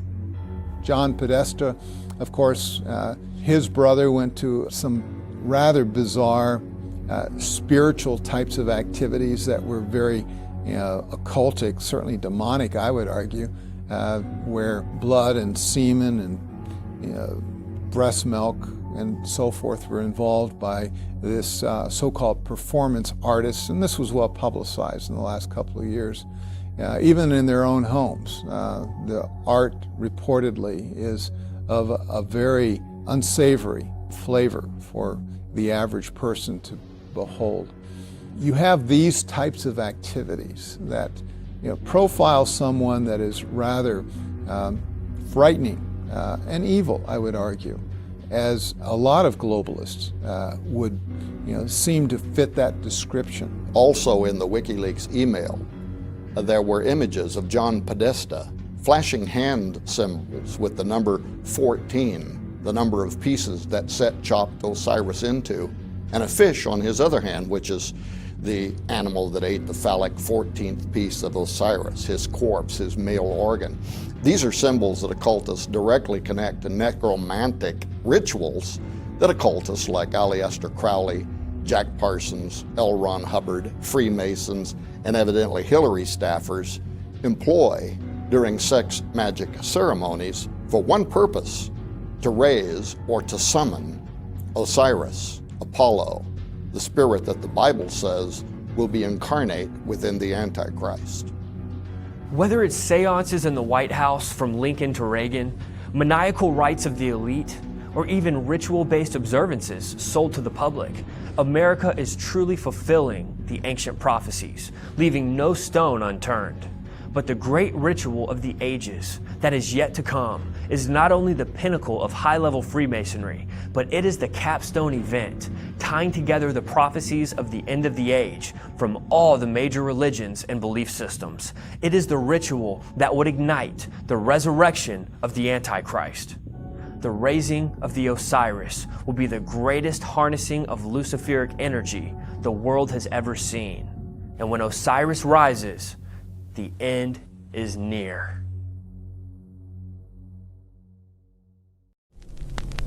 When the Mason learns that the key to the warrior on the block is the proper application of the dynamo of living power, he has learned the mystery of his craft. The seething energies of Lucifer are in his hands, and before he may step onward and upward, he must prove his ability to properly apply energy. Applying the seething energies of Lucifer is indeed what they had in mind as they built the city of DC as a massive Masonic ritual site, illuminated in the seasonal light of the Isis-Osiris star Sirius, and filled with demonically charged architecture, idols, and magic street layouts, ultimately setting the table for the coming main event ritual, the raising of the final Osiris to rule the unified world kingdom. The goal of a unified world kingdom isn't anything new. And as a matter of fact, Bible prophecy foretold a specific order of kingdoms that would come leading up to the final kingdom of Antichrist. And as Solomon said, there is nothing new under the sun. You have to go back to Daniel's prophecy of the four kingdoms. There was Babylon, the Medes and Persians, Greece, and Rome. 4 world kingdoms prophesied. All of these played out exactly as it was foretold and was being fulfilled as Rome, the 4th kingdom on the list, was dominating the world while John was on Patmos. The Lord gave him the word to connect and pick up where Daniel left off. In Revelation 17:10 it says, "There are 7 kings, 5 are fallen and 1 is, and the other is not yet come. And when he comes, he must continue a short space." Each of the 7 kings have a kingdom associated with them. Daniel gives us 4 kingdoms. The 2 prior world kingdoms that took place before the time of his prophecy were Egypt and Assyria, which makes Rome the 6th kingdom of the 7 mentioned in Revelation 17. This kingdom was currently in power when the revelation was given to John. Rome was a political, religious superpower of that day. Rome had the spirit of Antichrist, which is also known as the spirit of Babylon. You see, they were persecuting the people of God and leading the culture into spiritual fornication through idolatry. Peter confirms this idea in his epistles when he writes them from the church at Babylon, while actually being in Rome. This was a replay of the past Babylonian system while foreshadowing the final system to come, all maintaining that great horse spirit of Babylon. Now the king that is yet to come is the one that will rule the prophesied seventh and final kingdom. This king will die by the sword according to Revelation 13. Simply put, this king will be assassinated and his death will be mourned worldwide. We're talking about a world political leader who has amassed unprecedented works in globalization and peace. One who has labored in bringing about change and breaking down the walls of political and religious division. So yes, when he is assassinated, the world will mourn his death. But then, in a miraculous resurrection back to life, he will be reanimated by the entity that ascends out of the bottomless pit. Revelation 17:8 explains this as the beast that was and is not and yet is. So he was alive, then dead, then alive again. It's through this supernatural resurrection, when the entity from the bottomless pit possesses this seventh king's dead body, that he becomes the eighth and final king, known as the Antichrist. This kingdom of the Antichrist is being built and revived today, with the majority of its policies in force being legislated and framed in our very own Washington, D.C. How many people know that a tomb for the resurrection of Antichrist has already been prepared for his raising, and it lies beneath the U.S. Capitol dome? The United States Capitol crypt, it's a large circular room filled with 40 neoclassical Doric columns directly beneath the United States Capitol rotunda.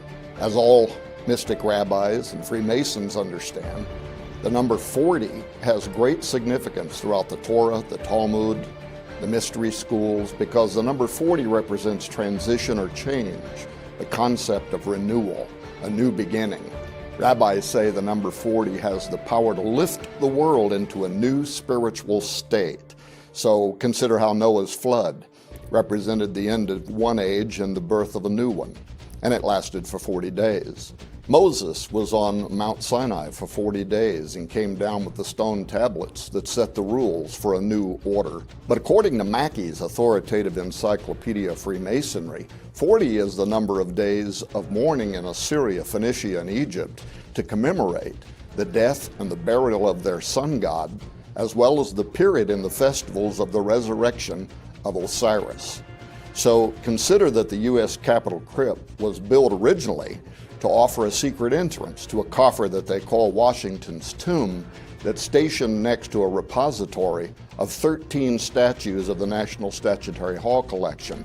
Of course, the number 13 is not coincidental. It's sacred to Freemasons as the number of Osiris and his future resurrection. Revelation 13:3 describes the head of the beast being wounded unto death. Then the whole world marvels when the beast is healed and rises from the dead. In this mockery of the death and resurrection of Christ, I suggest that the most fitting place on earth for the Antichrist body to lie in state will be in the tomb of Washington beneath the floor of the Capitol dome. Why? Because the rotunda of the dome is where deceased presidents, celebrated commanding officers, even celebrated private citizens, like recently the Reverend Billy Graham, lay in state beneath the magic 72 pentagrams and the apotheosis of George Washington, America's first Osiris, to be translated into the kingdom of Osiris. But until now, nobody has laid directly beneath the rotunda in the Capitol crypt that was, according to authoritative Freemasons, prepared for America's Osiris. There is therefore no other more appropriate place for a United States president or a celebrated global leader to be placed for viewing. It was prepared and has been in waiting specifically for the magic ceremony that will give rise to the beast of Revelation. On his death, Antichrist will be placed in this magic coffer designed by Freemasons, and the 33rd degree Scottish Rite members will come there to perform the raising ceremony.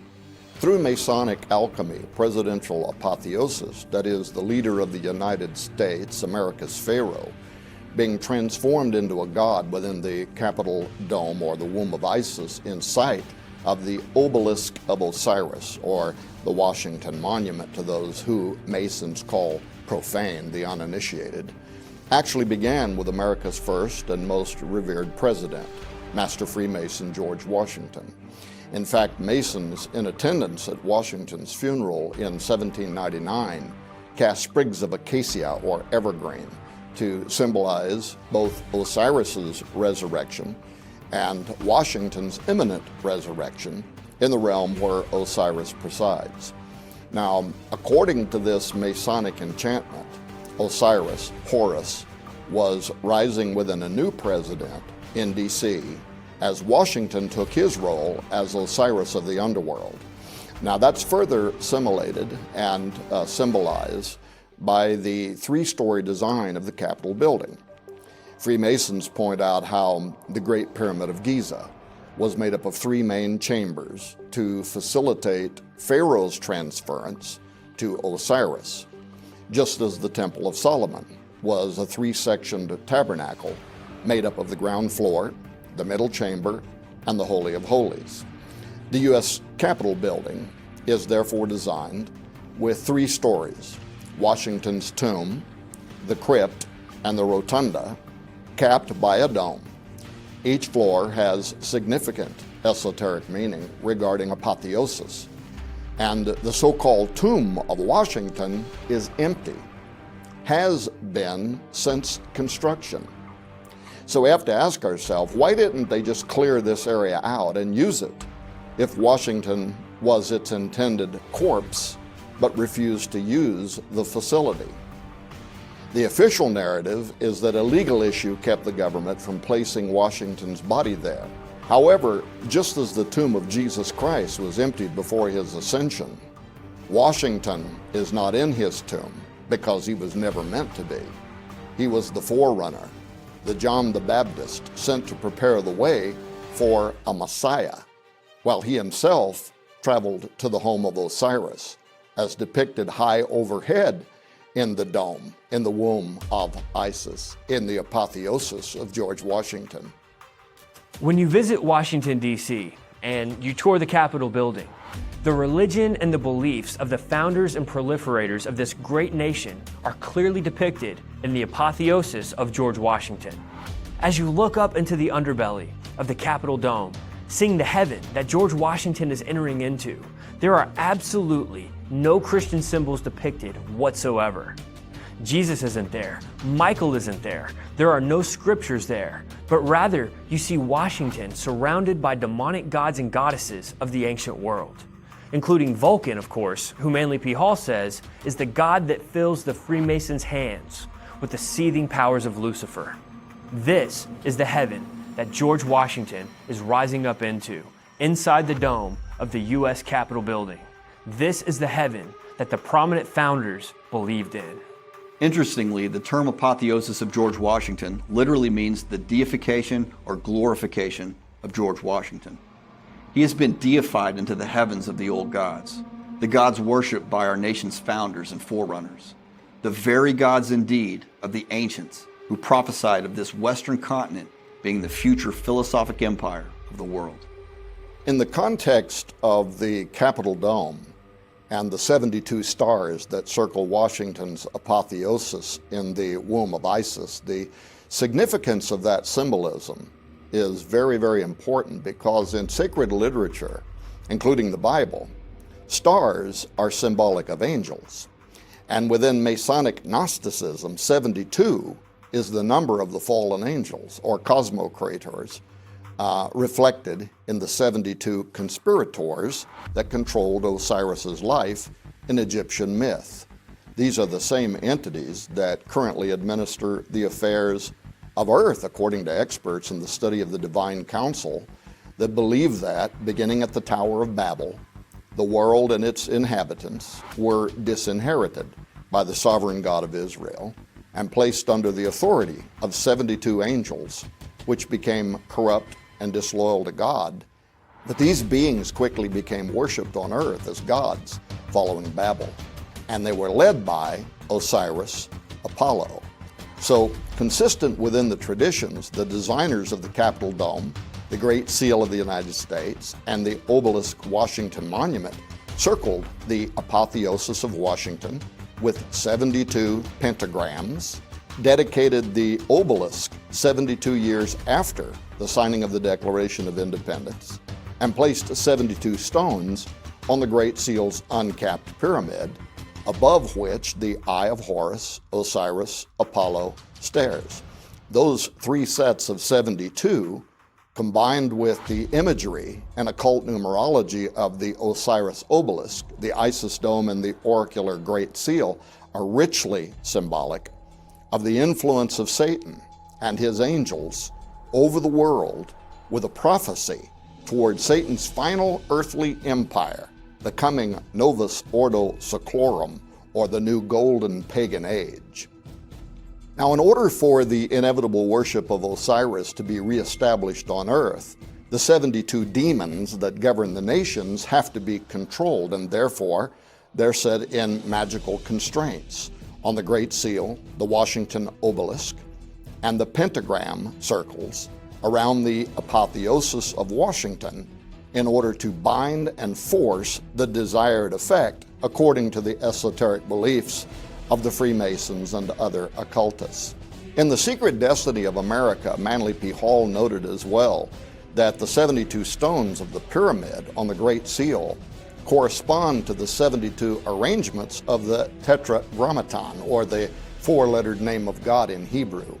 Those four letters can be combined in 72 combinations that result in what is called the Shimhamphorash, which represents in turn the laws, the powers, the energies of nature, according to the Masonic occultists. So the idea that the mystical name of God could be invoked to bind or loose these supernatural agents, or the powers and energies of nature, as Hall called them, is very meaningful creed inside many occult tenets, including Kabbalah and Freemasonry. And that is why the 72 stars are pentagram-shaped around the deified Freemason George Washington. Medieval books of magic, or grimoires, such as the Key of Solomon and the Lesser Key of Solomon, not only identify the star systems Orion, which is Osiris, and Pleiades, which is Apollo, as the home of these powers, but apply great importance to the pentagram shape of the stars for binding and loosing their influence. So the city of DC has been intentionally designed for occult rituals from the ground up, and it was strategically built with elements already in place for the resurrection ritual of the coming Osiris, the final world pharaoh.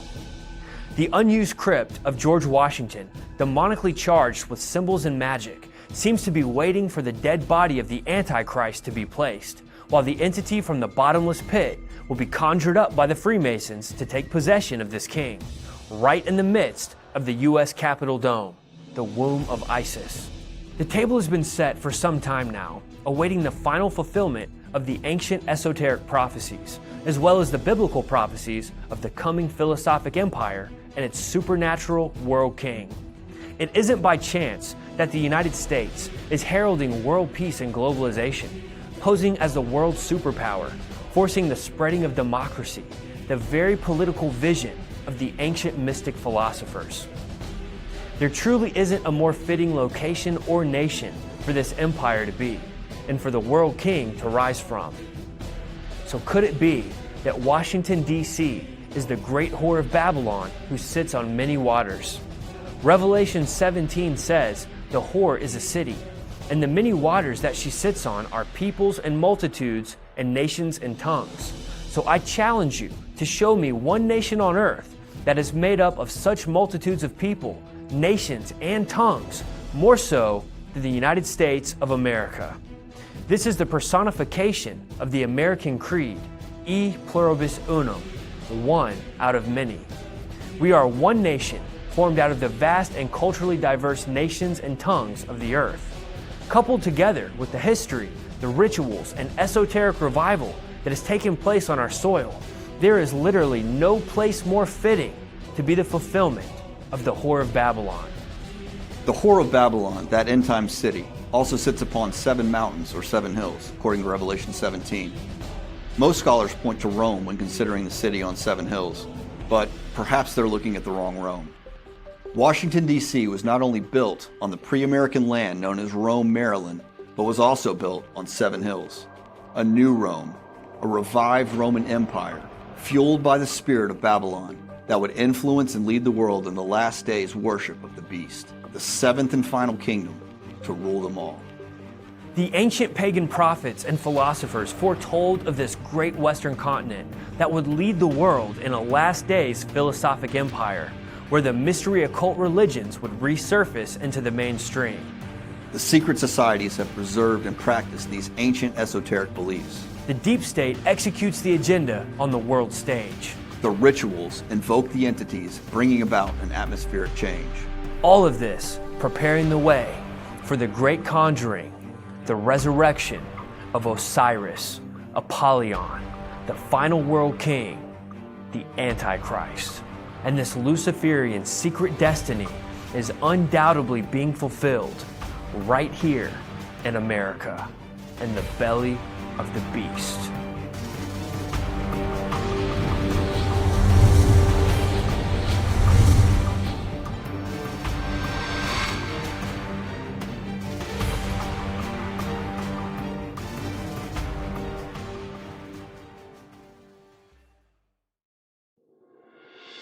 We're living in a day and age where many are becoming cold and selfish.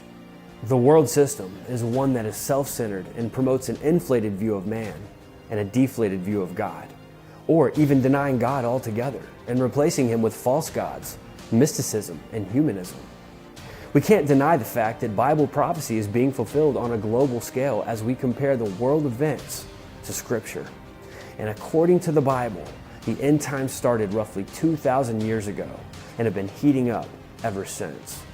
People naturally have many questions, but by majority they've been seeking answers in all the wrong places.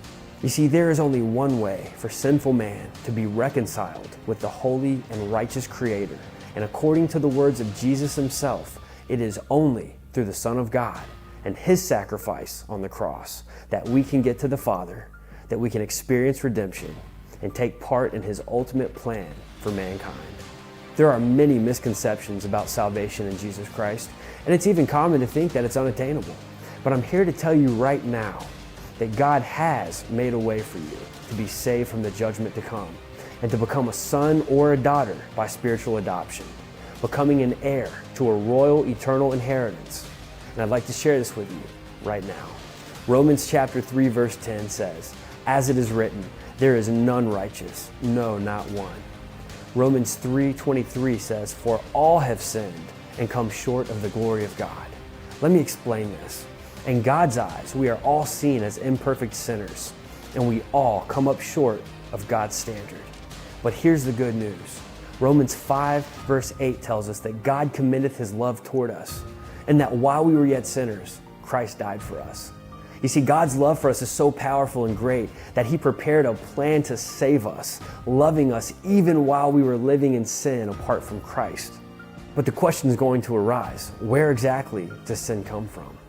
Romans 5 verse 12 tells us, "Wherefore, as by one man sin entered into the world, and death by sin, and so death passed upon all men, for that all have sinned." So you see, sin entered into the world through one man, Adam, and corrupted the perfect world that God created. And this sin and this death was then passed on to all of us in this fallen world. Romans 6:23 goes on to explain, "For the wages of sin is death, but the gift of God is eternal life through Jesus Christ our Lord." So we see that our sin has to be paid for, and the wages of our sin is death, but we can receive the gift from God of eternal life, and we can be made clean in God's eyes, but only through Jesus Christ our Lord, as he suffered death in our place in order to pay the wages of our sin. But the question arises, how do we accept this ultimate gift of grace? Romans chapter 10 verses 9 through 11 explains that if thou shalt confess with thy mouth the Lord Jesus, and shalt believe in thine heart that God hath raised him from the dead, thou shalt be saved. For with the heart man believeth unto righteousness, and with the mouth confession is made unto salvation. For the scripture saith, whosoever believeth on him shall not be ashamed. And furthermore, Romans 10:13 declares that whosoever shall call upon the name of the Lord shall be saved. So in order to authentically believe in Christ, it means so much more than saying some magic words like an incantation or a spell. but it actually means to fully entrust and commit your life to the resurrected King Jesus, evidenced by real changes taking place in your life as you now live by faith in the family of God. Friends, you have an opportunity set before you in this very moment to call upon the name of the Lord and to have your sins paid in full and to be saved in Jesus Christ. It is time to lay down your pride and understand that God loves you and He has made a way for you to be made whole and righteous in His sight and to be part of the everlasting family of God, the very thing we were created for. This is truly the most important message of the ages and the most important decision you can ever make in your life. So if you're watching this video right now and you've never called upon the name of Jesus Christ, I pray that you will make this very day your day of salvation. I thank you all for watching this, and may the Holy Spirit of Christ guide you and overflow into every part of your being. God bless. Fellowship's eternal flame. Once again, midsummer sets us free.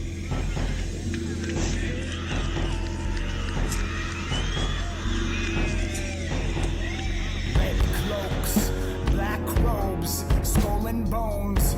Welcome, folks, to a tour of the Bohemian Grove, a remote place 75 miles north of San Francisco. There's a private redwood forest reported to be a meeting place of the most powerful men on earth. 2 weeks out of the year, they meet in seclusion, discussing who will be the next president and mastermind ideas to keep people in the dark about these illusions, confusing the mass populace with the idea that freedom still somehow exists, and making us think that we need elected puppets to control the things we simply cannot fix. The creation of false threats and controlled opposition they call terrorism. A mission to put America into submission under the thumb of Big Brother, who's come to protect us from evil Muslim terrorists and health threats, maintaining our protection by injecting us with drugs and taking naked pictures of us every time we fly out of airports. How many more lives will it take?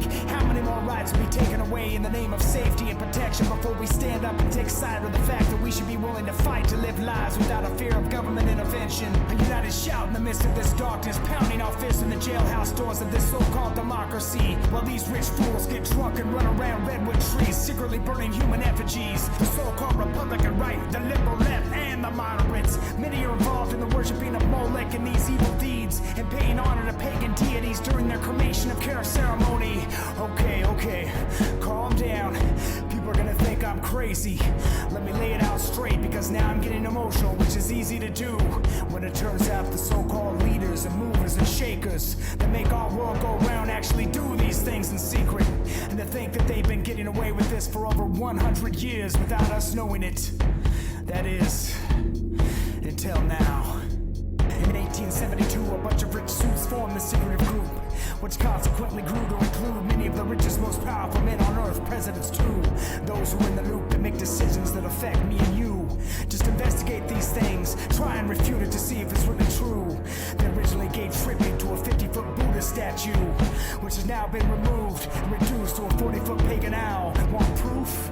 Look at the bird's eye view, blatantly laid out in the U.S. Capitol. Zoom into the corner of the $1 bill to see their owl symbol, or in the logo of the National Press Club, corrupted with the blood spilled by murderous worshippers of Molech, aristocrats of many varieties, blasphemous, fiendish mercenaries, nefarious Luciferians bent on a new world order, believing mankind can muster up the power to usher themselves into some sort of Aquarian age, using the lie of evolution to manage a new stage of elevated transhumanism based in DNA manipulation and pineal gland activation, openly demonic portholes and gateways. The Jack Parsons of today, preparing their large Hadron Collider Stargate to initiate contact with entities outside our time and space domain, imitating aliens and agreeing to be seen as anything needed in order to corrupt and profane our brains and keep us enslaved, maintain the lie until the very end of days.